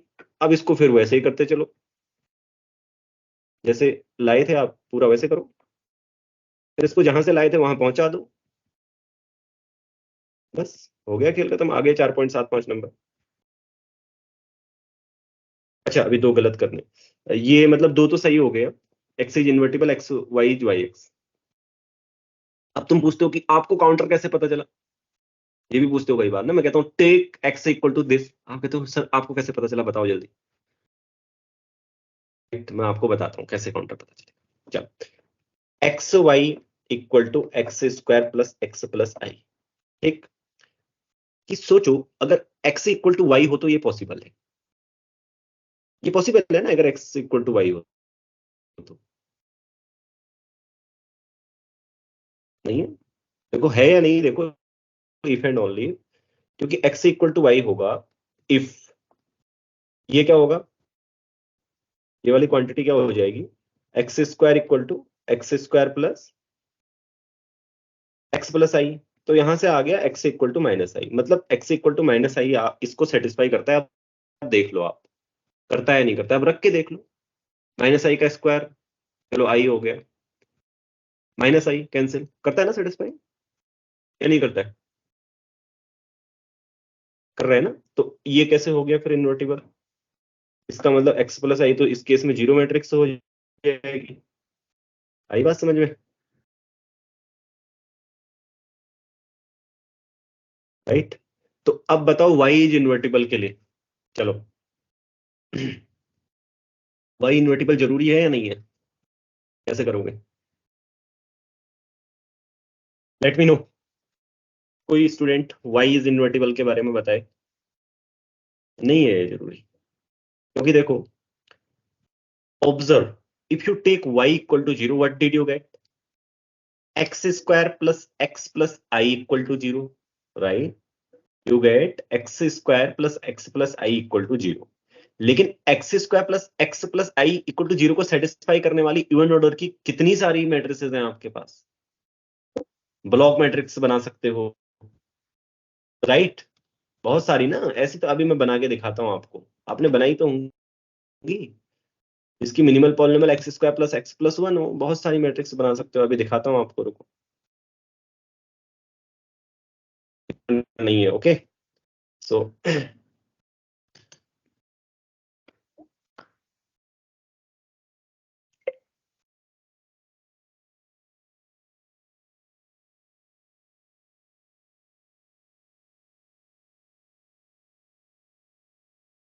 देखो, ओके, तो मैं बोल रहा था ना कि अब ये y इज इन्वर्टिबल जरूरी नहीं है, take y equal to 0, okay, y equal to 0 ले लिया आपने, तो आपके पास क्या मिलता है, मतलब ऐसी अब आपको ऐसी रिक्वायरमेंट फिल करनी है कि x इसको सेटिस्फाई करे। ऐसी मैट्रिक्स आप बना सकते हो, क्या है, कोई ऐसी मैट्रिक्स बनाओ जिसकी क्या हो, कैरेक्टरिस्टिक पॉलिनोमियल ये हो, तो 2 ले लेते हैं, n इक्वल टू 2 ले लेते हैं, ओके। तो क्या बनाए, कैरेक्टरिस्टिक पॉलिनोमियल ये होने के लिए ट्रेस आना चाहिए +1, ओके, तो 1 0, और डिटर्मिनेंट आनी चाहिए -1 आना चाहिए ना, ट्रेस तो -1 आना, और डिटर्मिनेंट आनी चाहिए 1, तो ये बन गई, x इक्वल टू ये ले लो, दिखाई दे रहा है ना स्क्रीन में, या फिर आपको दिखाई नहीं दे रहा, ये रही। अब आपको चाहिए 4 ऑर्डर की, तो एक 0 0 का ब्लॉक रख देना नीचे, 4 ऑर्डर की भी मिल जाएगी, नहीं 4 ऑर्डर की नहीं मिलेगी ना, 0 का मिलेगी, राइट। ठीक है, तो टेक n इक्वल टू 2, और फिर इनको ब्लॉक में रख देना सभी को, अगर आपको 4 ऑर्डर की चाहिए तो ब्लॉक में रख देना, ऐसे एक ब्लॉक में ये रख दिया, एक ब्लॉक में, हर इवन के लिए हो जाएगा। हाँ, तुम क्या बोल रही हो, डिटर्मिनेंट गलत आ रही है इसमें, नहीं नहीं नहीं, ठीक है सर। मतलब आई मीन टू से कि इसको सेटिस्फाई करने वाली, यानी कि x square plus x plus one को सेटिस्फाई करने वाली, तो y इक्वल टू 0 हो सकता है, हाँ प्यारे विद्यार्थियों। तो इसलिए ये क्वेश्चन बहुत आसान था, आपने करना चाहिए था, ओके। इस क्वेश्चन को तो हर कोई दुनिया करके आई होगी, मुझे पता है, बहुत आसान क्वेश्चन है। देखो क्या दिए, a⁵ -4a4, तो ये पॉलिनोमियल क्या दिए, देखो आपने एक रिजल्ट पढ़ा था, क्या पढ़ा था, every polynomial of degree greater than n can be written as a linear combination of powers of a less than n। क्या बोल रहा हूं मैं, अभी आपको बताता हूं। आपको कोई भी पॉलिनोमियल देगी हो, जैसे ये पॉलिनोमियल दी है आपको ना, ये a में, इसको आप क्या कर सकते हो, इसको लिख सकते हो कैरेक्टरिस्टिक पॉलिनोमियल से डिवाइड करके, इस तरीके से। अब यहां पे जो आएगी आपके पास लीनियर पॉलिनोमियल आएगी, ओके, आएगी ना। तो करो इसको कैरेक्टरिस्टिक पॉलिनोमियल से डिवाइड, और क्या आ रहा है मैं बता देता हूँ, cx इंटू qx की मुझे जरूरत नहीं है, वो डिवीजन आप कर सकते हो। ये आ रहा है x प्लस 5, क्या ऐसा ही आ रहा है, आप कंफर्म कर लो एक बार। तो ये आता है, ओवरऑल आएगा ये a प्लस 5 आएगा, 5 i आएगा। हाँ, अब आप वेरीफाई कर लो, a इक्वल टू आपके पास 1 आ गया, b इक्वल टू 5 आ गया। भाई पहला वाला गलत है, दूसरा वाला सही है, तीसरा वाला सही है, चौथा वाला गलत है, बस सिंपल। ये कर लोगे ना फैक्टराइजेशन, cx भी आप इसकी निकाल सकते हो। इसकी cx के माने कैरेक्टरिस्टिक पॉलिनोमियल, कैली हैमिल्टन का है ये। cx क्या है देखो, x square minus trace, trace क्या है 4x, फिर डिटरमिनेंट क्या है 3 4 दूनी 8 माइनस का 5 आ रही, ये इससे डिवाइड कर दो। इसको डिवाइड करना तो आप जानते ही हो बच्चों। फिर क्या करोगे, जब ए पुट करोगे ना, यहाँ पे ए पुट करोगे तो देखो ये सी ए 0 हो जाएगा, तो केवल आपके पास क्या बचेगा, एक्स प्लस 5 बचेगा। हाँ, फिर ए पुट कर दो दोनों साइड में, बात खत्म। आसान है ना, मतलब डिफिकल्ट नहीं है एग्जाम में करना। अभी तक एक कोई क्वेश्चन नहीं आया देखो ऐसा जो बहुत डिफिकल्ट हो, आएगा भी नहीं, क्योंकि मैं आपको बताऊंगा ऐसे कि लगेगा नहीं आपको डिफिकल्ट, चिंता मत करो। ये रहा, तो इसका मैं बता दूं कौन कौन सा सही है, आप कर लोगे इसको, क्या करवाना है मैं बता देता हूँ। देखो जैसे आपके पास ब्लॉक मैट्रिक्स है, ये समझो, इसमें 4 ब्लॉक्स हैं, A1 A2 A3 A4। तो कैरेक्टरिस्टिक पॉलिनोमियल क्या होती है इसकी, ए की, जल्दी से बोलो। CHAX क्या होता है, pair of A1x into pair A2x pair A3x pair A4x। Okay ये होती है ना। तो पहले वाले को सही कर दो, पहला वाला वही तो दिया है, देखो इसकी कैरेक्टरिस्टिक पॉलिनोमियल, इसकी कैरेक्टरिस्टिक पॉलिनोमियल, इसकी कैरेक्टरिस्टिक पॉलिनोमियल और इसकी कैरेक्टरिस्टिक पॉलिनोमियल का ही तो प्रोडक्ट है पहला वाला। दूसरा वाला मिनिमल पॉलिनोमियल गलत दी है। मिनिमल पॉलिनोमियल होती है, क्या होती है मिनिमल पॉलिनोमियल, किसी को पता है? LCM of minimal polynomial A1x dot dot dot minimal polynomial A4x। Okay, तो इनका एलसीएम जो आ रहा है बच्चों, उसमें क्यूब नहीं आ रहा, वो आ रहा है स्क्वायर यहाँ पर। हाँ, तो इसलिए गलत है, ठीक है। एलसीएम आप निकाल सकते हो आसानी से। The dimensions of eigen spaces of 0 1 2 pi are 2 1 2। इसको कैसे करेंगे, देखो इसको करने के बहुत आसान तरीके हैं। एक तो आप सोचो कि इसकी जॉर्डन कैनिकल फॉर्म क्या बनेगी, उससे कर सकते हो जॉर्डन कैनिकल फॉर्म से। फिर फर्स्ट से ज्योमेट्रिक मल्टीप्लिसिटी देख ली हर किसी की। नहीं तो अगर आपको याद नहीं है जॉर्डन कैनिकल फॉर्म में कैसे होता है, तो आप डायरेक्ट सोचो ये 7 क्रॉस 7 की है। अगर डायगोनल से हम, जैसे फॉर एग्जांपल मैं एक के लिए बता रहा हूँ आपको, मान लो कि मैं 2 पाई आई की ज्योमेट्रिक मल्टीप्लिसिटी बता रहा हूँ। हाँ, तो देखो मैं क्या करूंगा, आप मेरे पास 7 क्रॉस 7 की एक मैट्रिक्स है, इस तरीके से पड़ी हुई है, जैसे समझो ये 7 क्रॉस 7 की है, इसके डायगोनल में ये 2 पाई आई 2 पाई आई 2 पाई आई है, इस तरीके से। और क्या क्या है वो मुझे पता है, 0 0 1 है यहाँ पर, और यहाँ पर एक 1 है और एक यहाँ पर 0 है। जैसे ही मैं डायगोनल से 2 पाई आई हटाऊंगा, ठीक है, तो ये तो 0 हो जाएगा, ये 0 हो जाएगा, ये 0 हो जाएगा, और यहाँ पे एक नॉन जीरो रो आएगी, यहाँ पे भी नॉन जीरो रो, यहाँ पे भी नॉन जीरो रो, यहाँ पे भी नॉन जीरो रो है। 1 2 3 4 5 non zero row, right. 5 non zero row means rank of a minus 2 I कितनी आ गई, a माइनस 2 पाई आई कितनी आ गई, कितनी आ गई 2 नहीं 5 आ गई ना। तो इसकी ज्योमेट्रिक मल्टीप्लिसिटी क्या होगी, 7 माइनस 5 यानी कि 2, तो 2 आ गई। इस तरीके से हर तरीके का कैलकुलेट किया जा सकता है। ओके, मतलब आसानी से, it is easy to see, not difficult. तो चौथा वाला सही। Okay, so it is clear to everyone, should I go ahead? हाँ, एक क्वेश्चन मैंने पेस्ट किया था, अभी तक पेस्ट किया नहीं है, ये रहा। देखिए इसमें आप लोग बोल रहे हो पीरियड 1 है, तो भाई आई डाउट इट, पीरियड 1 कहाँ है इसका? अगर है तो ठीक है, लेकिन उसकी आवश्यकता नहीं है। जो भी पीरियड था इसका पीरियड है भी नहीं है, वो कैलकुलेशन करके आप देख लेना, but it is not required. Okay, देखो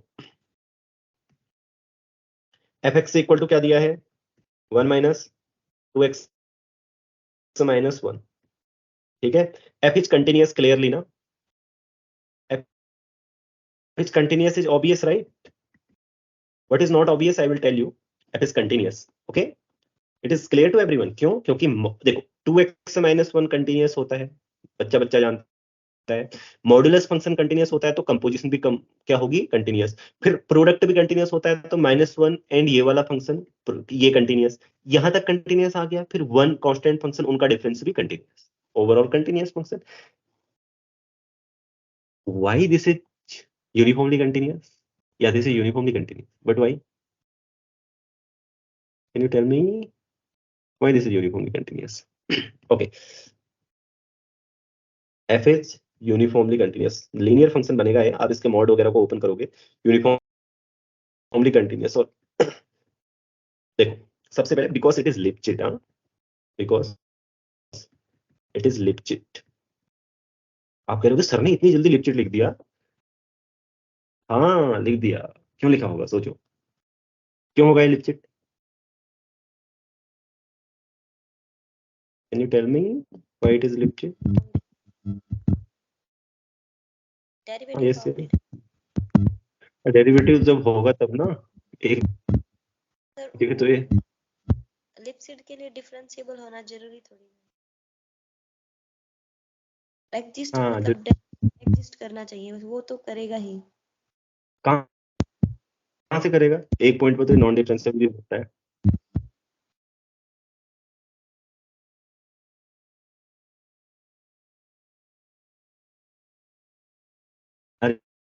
अरे जब इसका तुम ग्राफ खींचोगे लाइन साइन, इधर उधर लाइन साइन, और लाइंस क्या होती है, उनको किन्हीं भी दो पॉइंट्स को मिलाओगे, उनकी जो कॉर्ड बनती है उन सभी कॉर्ड की जो स्लोप होती है वो सेट बाउंडेड आएगा। और ज्योमेट्रिक मीनिंग ऑफ लिपचिट फंक्शन यही होती है। क्या होती है? क्या आप किसी भी कर्व में दो पॉइंट को मिलाओ, जितनी भी कॉर्ड बनती है उनकी स्लोप का जो सेट होता है वो बाउंडेड होता है, तो फंक्शन लिपचिट होता है। और every Lipschitz function is continuous. I will fill the details later, okay, if you don't understand this. और ये वैसे भी लीनियर टाइप फंक्शन है, अगर इसको इधर उधर खोलोगे ना आप, तो लीनियर फंक्शंस क्या होते हैं? हमेशा यूनिफॉर्मली कंटिन्यूअस होते हैं। मतलब थोड़ा सा जैसे अब इसके मॉड को खोलोगे आप, एफ एक्स यहाँ से ये पार्ट्स में लीनियर होगा ना, ओके।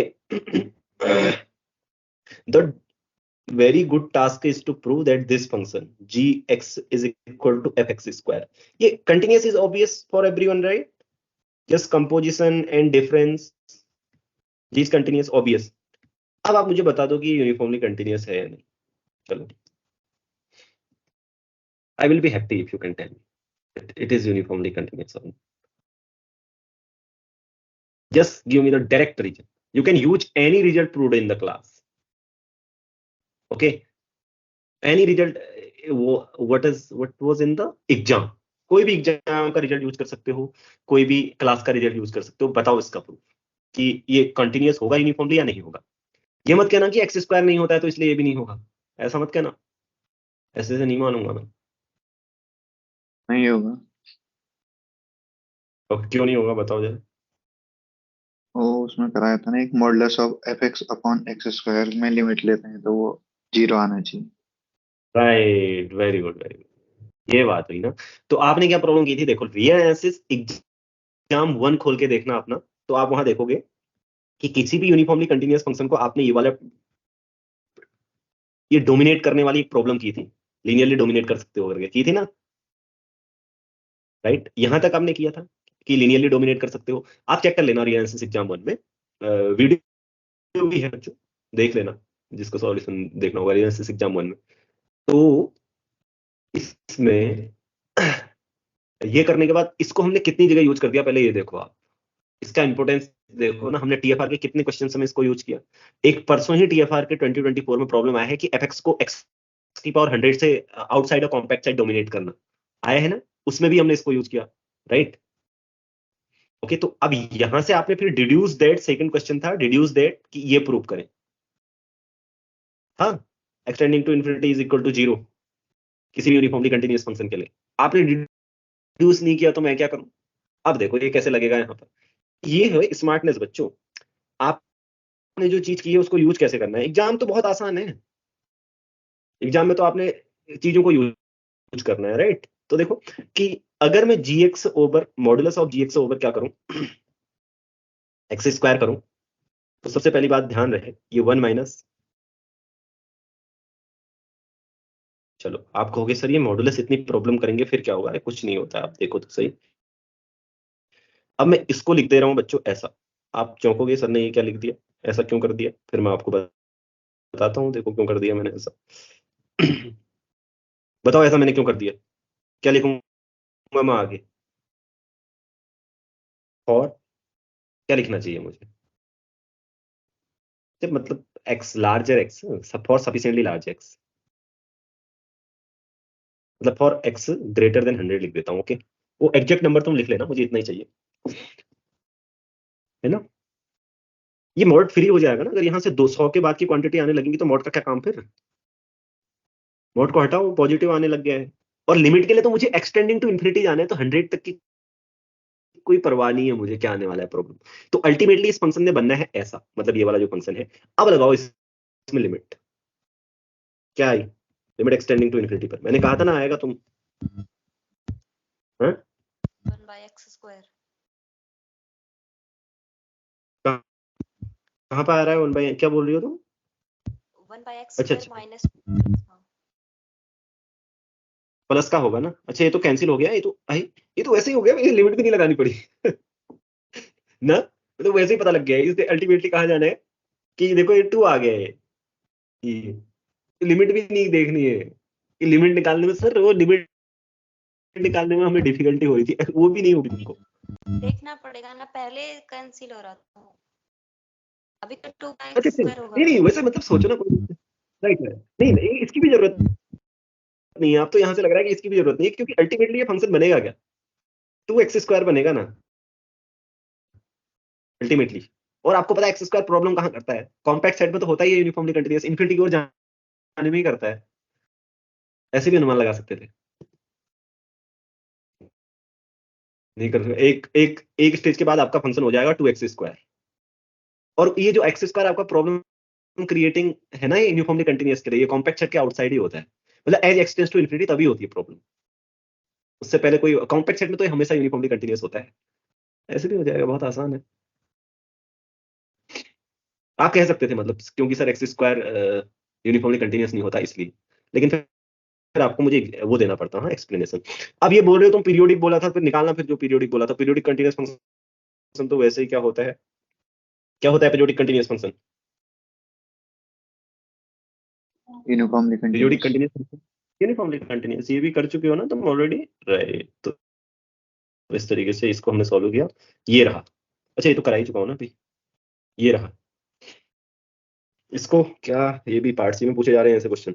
ये देखो i की equal to this, k be an integer which of the following is true. तो मैं लिखता हूं इसको बच्चा बच्चा जानता है, इसलिए मैं कोई एक्सप्लेनेशन नहीं दे रहा हूं अभी। ये किसके इक्वल आएगा, 2πi/, k-1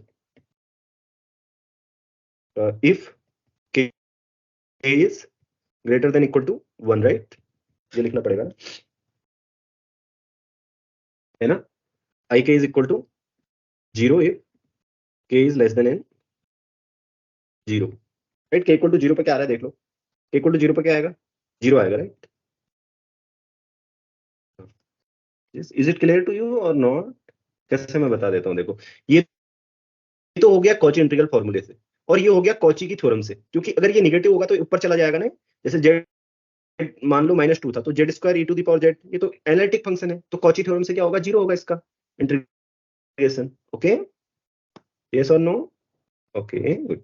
तो देखो पहला वाला तो बोल रहा है कि गलत है, तो कभी 0 ही नहीं हो, अच्छा कभी 0 नहीं हो सकता है, सही बोल रहा है, सही बोल रहा है, ओके। पहला वाला बोल रहा है देखो i के can not be 0 for all k greater than equal to 1। ये सीक्वेंस आपको क्या दिखाई दे रही है, मोनोटोनिकली डिक्रीजिंग है ना ये सीक्वेंस। तो ये क्या बोल रहा है, k, ये इंक्रीजिंग की बात कर रहा है, गलत बोल रहा है। ठीक है, इसका मॉडुलस लोगे तो क्या आएगा, 2π/k-1 आएगा ना। This tends to 0, monotonically decreasing है, तो ये इंक्रीजिंग की बात कर रहा है। और ये भी गलत बोल रहा है, ये आसान है, देखिए सब कर लिया ना आपने। ओके चलो, वाह, this is very very good problem, right. इसको बताना जरूरी है आपको, चलो इसको थोड़ा सा एक्सप्लेन कर दूंगा। ओके पहले बताओ इसका आंसर कौन बता सकता है, तुम्हें बताना चाहिए इसका आंसर। क्यों बताना चाहिए, मैं इसलिए बोल रहा हूँ क्योंकि रियल एनालिसिस एग्जाम 2 था, उसका लास्ट क्वेश्चन देखना आप जरा, ये पहला वाला है या नहीं है। If you see the last question of real analysis exam 2 then I had proved it. Okay, तो मतलब मैंने एक क्वेश्चन दिया था और ये नोट्स में भी है। ये वेस्टास अप्रोक्सीमेशन थ्योरम का वेल नोन एप्लीकेशन है बच्चों। मतलब आप किसी भी बुक में देखोगे वेस्टास अप्रोक्सीमेशन थ्योरम ना, उसके बाद उसकी एक्सरसाइज में अगर ये नहीं होगा तो कहना आप मुझसे, कोई बुक खोल के देखो आप, जाओ अगर आपने वीएस्टास अप्रोक्सीमेशन थ्योरम दिया। हाँ, अगर बुक वाले ने सम्मिलित नहीं किया है तो फिर मेरी गलती नहीं है, उसको करना चाहिए था, मतलब ये तो होना ही चाहिए, मैं ऐसा कह रहा हूँ। क्यों होना चाहिए? देखो -1 to 1 पहले सोचो, इसको सिर्फ इसको देखो कि f is continuous function on -1 to 1, then which of the following implies f is a zero function. ठीक है, ये आपको दिया है ना, x टू की पावर n, पहले वाले ऑप्शन को मैं करा रहा हूँ, n is greater than equal to 0। ठीक है, इसको क्या कर सकते हो आप, वीएस्टास एप्रोक्सीमेशन थ्योरम से आप सीक्वेंस ऑफ पॉलिनोमियल्स ढूंढ सकते हो ना, कि pnx क्या करेगी, यूनिफॉर्मली कन्वर्ज क्या करेगी fx पर। Sequence of polynomials, sequence of polynomials by Weierstrass approximation theorem. Okay, तो सी कि pnf कहां कन्वर्ज करेगी ये। ओके, मतलब हर किसी पॉलिनोमियल में f से मल्टीप्लाई कर दिया तो ये f स्क्वायर पे क्या करेगी, कन्वर्ज करेगी। देखो मैं दिखाता हूं आपको कैसे, बहुत आसान है। f कॉमन ले लिया, हाँ मैंने, मॉडुलस f बाहर आ गया, x नहीं लिख रहा हूँ बार बार में, x स्किप कर रहा हूँ, आप x से लिख सकते हो, pnx fx ऐसे लिख सकते हो। ठीक है, तो बहुत सारे ब्रैकेट होते हैं तो हम मिस करते हैं, मैंने आपको बताया था। तो ये क्या हो जाएगा, pnx माइनस f। अब देखो इसको ना ये आप ऐसे लिख सकते हो या नहीं लिख सकते हो, आप मुझे बताओ। क्योंकि आपका कंटीन्यूअस फंक्शन बाउंडेड होता है किसी भी इंटरवल में, right, every continuous function is bounded, so this can be written something like that. Okay, and it can be easily made less than epsilon for all x, क्योंकि uniform convergence से आप क्या prove कर सकते हो कि इसको less than epsilon by m बना सकते हो। ठीक, और ऑल x कोई m मिल जाएगा आपको, राइट। ठीक है, ये एक्सप्लेनेशन है, आप डिटेल से आप फिल कर लेना। तो देखो इसका मतलब limit n tending to infinity, ये 0 हो गया। अब आप कोई कह रहा होगा सर कैसे हो गई 0, मैं बता देता हूँ पहले, देखो कैसे होगी 0। -1 to 1 इज इक्वल टू 0। देखो बच्चों, ये यहाँ पे क्या दिया है, इसको ध्यान से देखो, ये हर किसी xn के लिए दिया है ना। अगर भाई क्या इसके लिए नहीं होगा, x इज इक्वल टू 0 होगा ना, राइट। देखो n की वैल्यूज पुट करो, इसको सेपरेट करो, इंटीग्रल को सेपरेट करोगे तो फिर वो वाली चीज से आप कह सकते हो कि इंक्लूड कर सकते हो कि ये 0 होगा, राइट। इसी तरीके से किसी भी पॉलिनोमियल के ना, कोई भी पॉलिनोमियल आपके पास क्यों ना हो, ये क्वांटिटी 0 होगी। होगी कि नहीं होगी, pnx fx इसका इंटीग्रेशन 0 होगा, क्योंकि सेपरेट कर देना पॉलिनोमियल ब्रेक ब्रेक करके। तो इसका मतलब ये जो सीक्वेंस बन रही है तो 0 बन रहा है। ठीक है, तो अब देखते हैं इसमें दोनों साइड लिमिट लो, limit n tending to infinity -1 1 pnx f is equal to 0। Okay, तो यहां से अंदर डालो, लिमिट को अंदर डाल सकते हो क्योंकि वो यूनिफॉर्मली कन्वर्जेंट है, तो अंदर डालोगे तो क्या आएगा, f square d x is equal to 0। Okay, अब ऐसा फंक्शन जब कंटिन्यूअस हो, उसका डेरिवेटिव 0 हो रहा है, देखो, नहीं सॉरी, इंटीग्रेशन -1 to 1, तो क्या कह सकते हो, इंक्लूड क्या कर सकते हो, f square is 0 function for every x belongs to. अब भाई एफ स्क्वायर 0 है तो मतलब एफ तो 0 ही होगा ना, बस। तो इसका मतलब एफ 0 होगा, पहला वाला। क्या दूसरा वाला कुछ अलग है, वो हर किसी पॉलिनोमियल के लिए ऐड कर दिया, हमें तो सिर्फ इस टाइप के पॉलिनोमियल के लिए चाहिए था, तो ये भी सही है। तीसरा वाला क्या वो है गलत, तीसरा वाला सही है, क्योंकि यू कैन ऑल्सो, ये भी एक एक्सरसाइज है कि -1 to 1 में ना टीएफआर की देख लेना, 2018 में भी आए हैं क्वेश्चन टीएफआर में, कि आप क्या कर सकते हो, -1 to 1 में कोई भी अगर फंक्शन है एफ उसको अप्रोक्सीमेट कर सकते हो सीक्वेंस ऑफ इवन पॉलिनोमियल से। ठीक है, तो अगर आप यहाँ पे क्या करोगे, इवन पॉलिनोमियल लोगे, इवन पॉलिनोमियल क्या होते हैं आपको पता है, p2n(x) इक्वल टू क्या होता है, मतलब जिनमें पावर्स इवन होती हैं ओनली, ऑड वाला नहीं होता है। तो यही सेम यूज करके आप इसको प्रूव कर सकते हो। Okay, same. लेकिन अब आ रहा है यहाँ पे मिसिंग क्या है, देखो, इफ एन इज ऑड। आपसे मैंने पूछा क्या इसमें n इक्वल टू 0 भी लिखा था, आपने बोला नहीं लिखा था सर। अगर नहीं लिखा है तो भाई ये ट्रू होना जरूरी नहीं, अगर लिखा है तो फिर ये भी हो जाएगा, क्योंकि सीक्वेंस ऑफ ऑड पॉलिनोमियल से भी अप्रोक्सीमेट किया जा सकता है किसको, किसी भी फंक्शन को जो -1 to 1 ओपन इंटरवल में है। ओके, अगर नहीं था तो देख लो भैया, नहीं था तो मैं आपको बता देता हूँ ऐसा फंक्शन सोचना कैसे है। अब आप कहोगे सर कैसे सोचें, बता दो थोड़ा।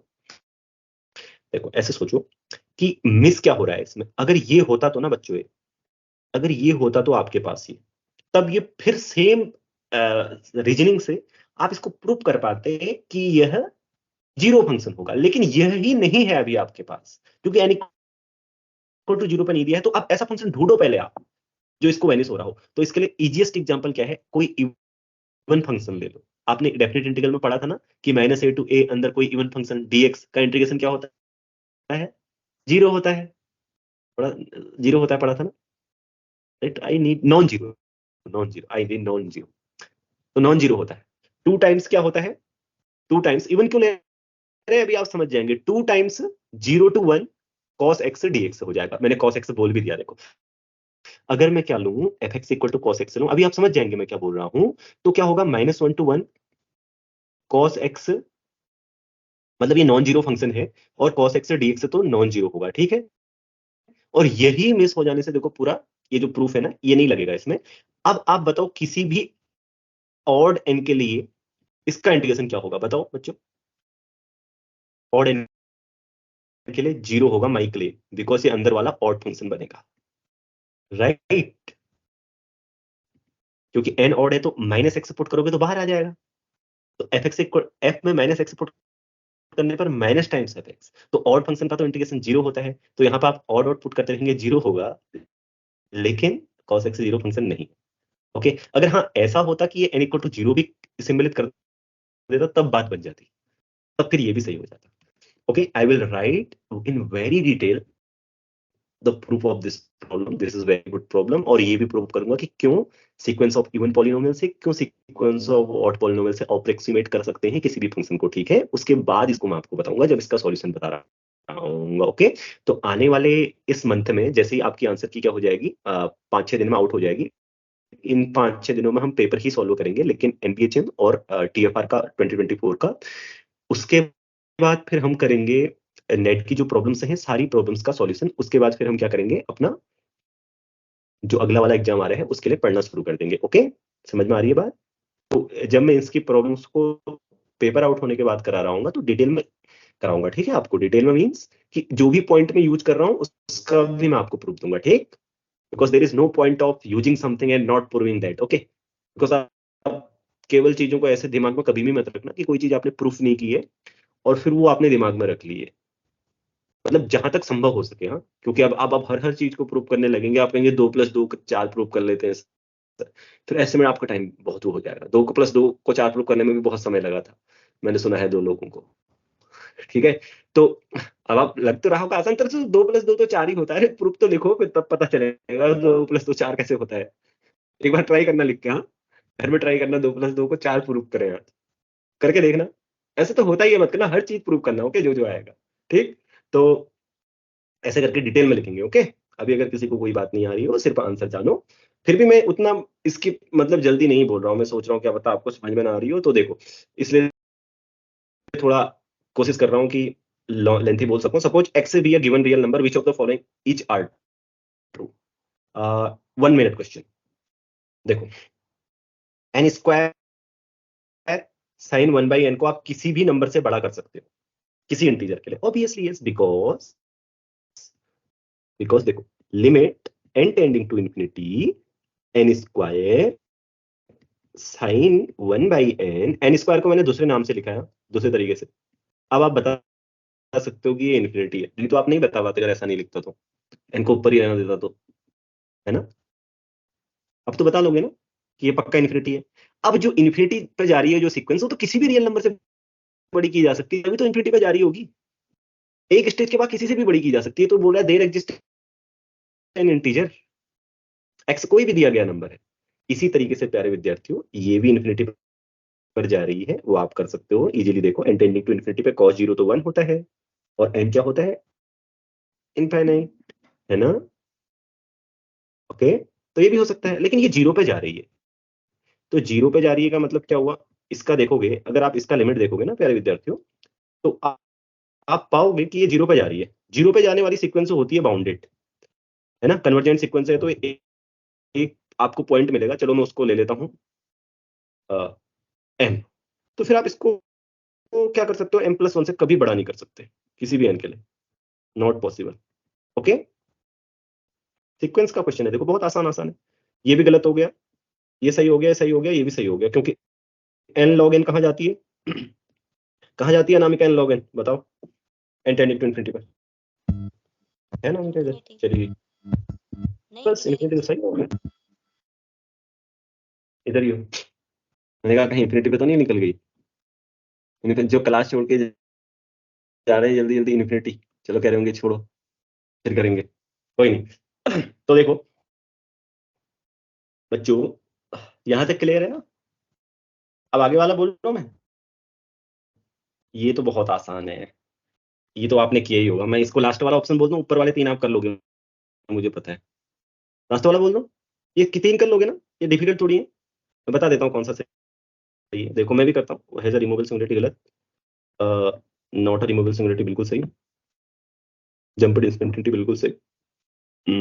इसको मैं बता देता हूँ आपको, देखो f and g are two functions of bounded variation on 0 1, then fg has at most countably many discontinuities। कोई बताना चाहता है? बोलो, anyone wants to tell, raise your hand।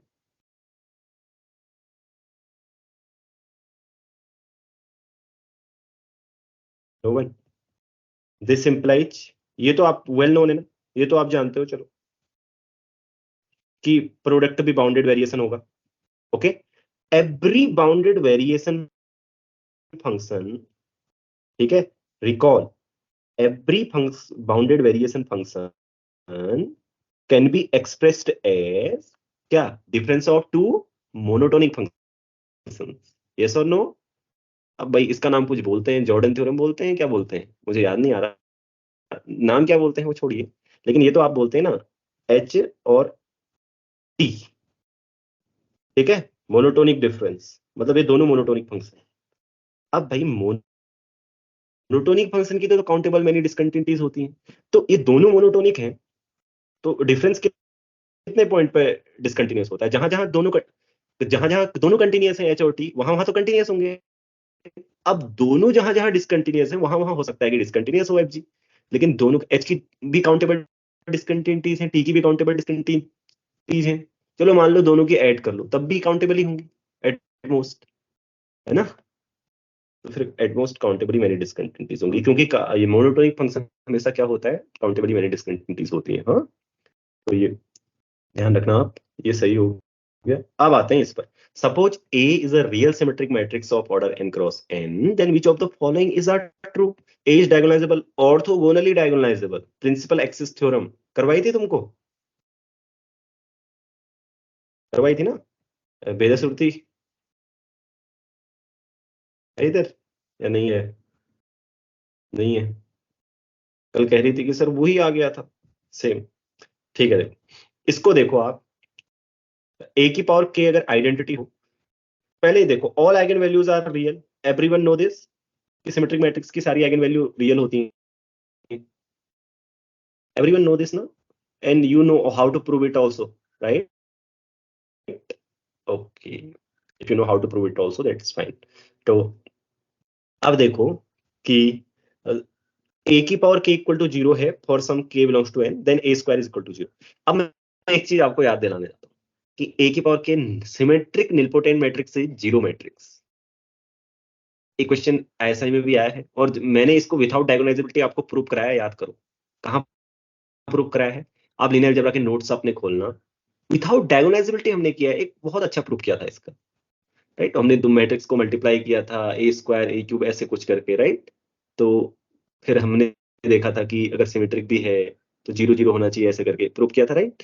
तो देखना, एक बार चेक करना। अब देखो मैं आपको बता दूं, ए की पावर के क्या है, 0 है, ए पहली तो बात डायगोनलाइजेबल है, और diagonalisable nilpotent matrix is the, कौन सी मैट्रिक्स डायगोनलाइजेबल होती है निलपोटेंट मैट्रिक्स, बताओ?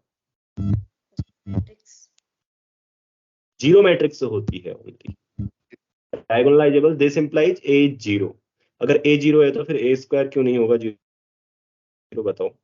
इफ a की पावर k इक्वल टू आई, ये TFR का क्वेश्चन है, देख लेना ट्रू और फॉल्स में आया है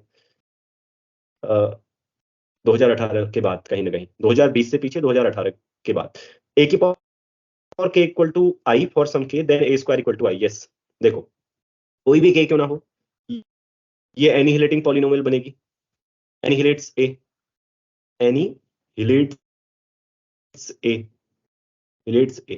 तो मिनिमल पॉलिनोमियल ऑफ a की पॉसिबिलिटीज क्या होंगी, x minus one, x plus one, x square minus one. क्यों मैं आपको बोलता हूं, देखो क्योंकि जो इसकी डिवाइजर होंगी ना, वो आपने रियल रूट वाला लेना है।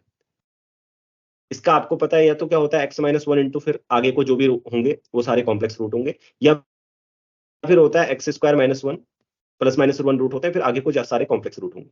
तो जो इसके आपने तो डिवाइजर वो लेने हैं जिनके पास सारे रियल रूट हो, तो प्लस माइनस वन ही हो सकते हैं, और तो हो नहीं सकते। तो क्या होंगी, कभी ये आएगा एक्स प्लस वन, हाँ कभी माइनस वन होगा तो फिर प्लस वन भी होगा, राइट। हाँ ओके, सो ये आएगा ओवरऑल। समझ रहे हो बात क्या बोल रहा हूं मैं?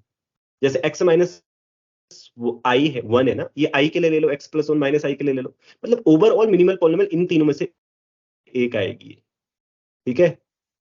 या अच्छा अच्छा अच्छा, इससे भी अच्छा लिखा जा सकता है, ये इससे अच्छा लिखना चाहिए, इन तीनों में से एक आएगी, ठीक है। और अच्छा लिखेंगे तो इसको बोलेंगे कि मिनिमल पॉलिनोमियल डिवाइड्स दिस, ये सही होगा ना।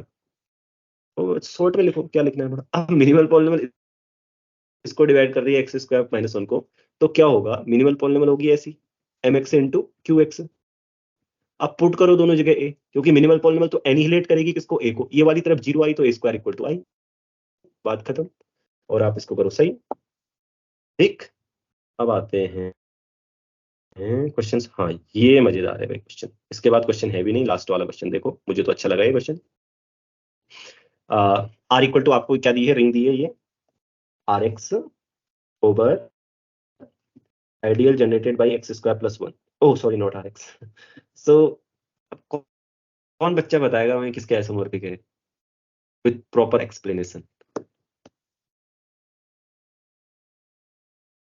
किसका आइसोमॉर्फिक है, यू नो इट राइट, आपने पढ़ा है, जेडाई। सोचो। Right, very good, Jedi.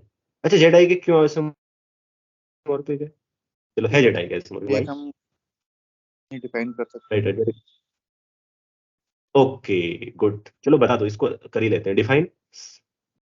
मैं फाइव लिख दूं क्या उसने, ओके फाइव लिखता हूँ। डिफाइन फाइव इक्वल टू हाँ।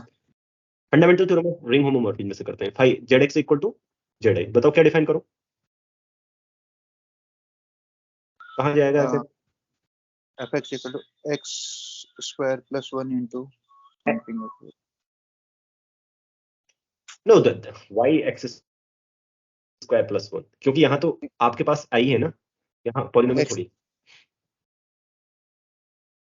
It will be F I right, evaluation में इवेल्युएट करोगे ना, तभी तो आई आएगा आपके पास, क्योंकि चीजें यहाँ आनी चाहिए ना, इवेल्युएशन होमोमॉर्फिज्म में है। तो देखो बच्चों, ये बहुत ही वेल नोन है इवेल्युएशन में, वेल नोन माने आपके लिए तो है ना वेल नोन, आपने नोट्स में बहुत सारे किए हैं, नहीं किए हैं इवेल्युएशन मैप से ऐसे दिखाना करके। फिर fundamental theorem of ring homomorphism में से आप क्या पाओगे, जेड एक्स से, Z x fundamental theorem of ring homomorphism से हाँ आइसोमॉर्फिक टू जेड आई, लेकिन वो होगी क्या भाई, बताओ, आप बता सकते हो इसने क्या बोला कि five is the natural homomorphism. हाँ तो देखो उसने बोला है कि ना जेड एक्स से मैं नेचुरल होमोमॉर्फिज्म भेज रहा हूं, कहाँ, ये ध्यान देना हाँ आप लोग इसको, x square plus y natural का होता है, मतलब ये कि अगर आपका एफ एक्स है ना, ये f x goes to f x plus, ये होती है नेचुरल में, ओके। अब ये अंडर आइसोमॉर्फिज्म में कहाँ जाएगी, आप बता सकते हो, जेड आई में क्या जाएगा, जेड आई में होगा कोई भी एफ एक्स कहाँ मैप होगा, मैं आपको बता देता हूँ, maps to f i plus ideal generated by x square plus one. Is it okay, is it not okay, पक्का ना, सोच लो, देख लो, एक एक चीज क्लियर कर लो, नहीं आ रही है तो बताओ फिर। जो आपने नेचुरल होमोमॉर्फिज्म का प्रूफ तो पढ़ा होगा, R2S है, तो R बाई कर्नेल एफ से कौन सी होमोमॉर्फिज्म होती है? यही तो होती है वो। पढ़ना प्रूफ देखना, अगर सही, अच्छा ये सही लिख दिया मैंने, ओ सही सही, हाँ ठीक है ठीक।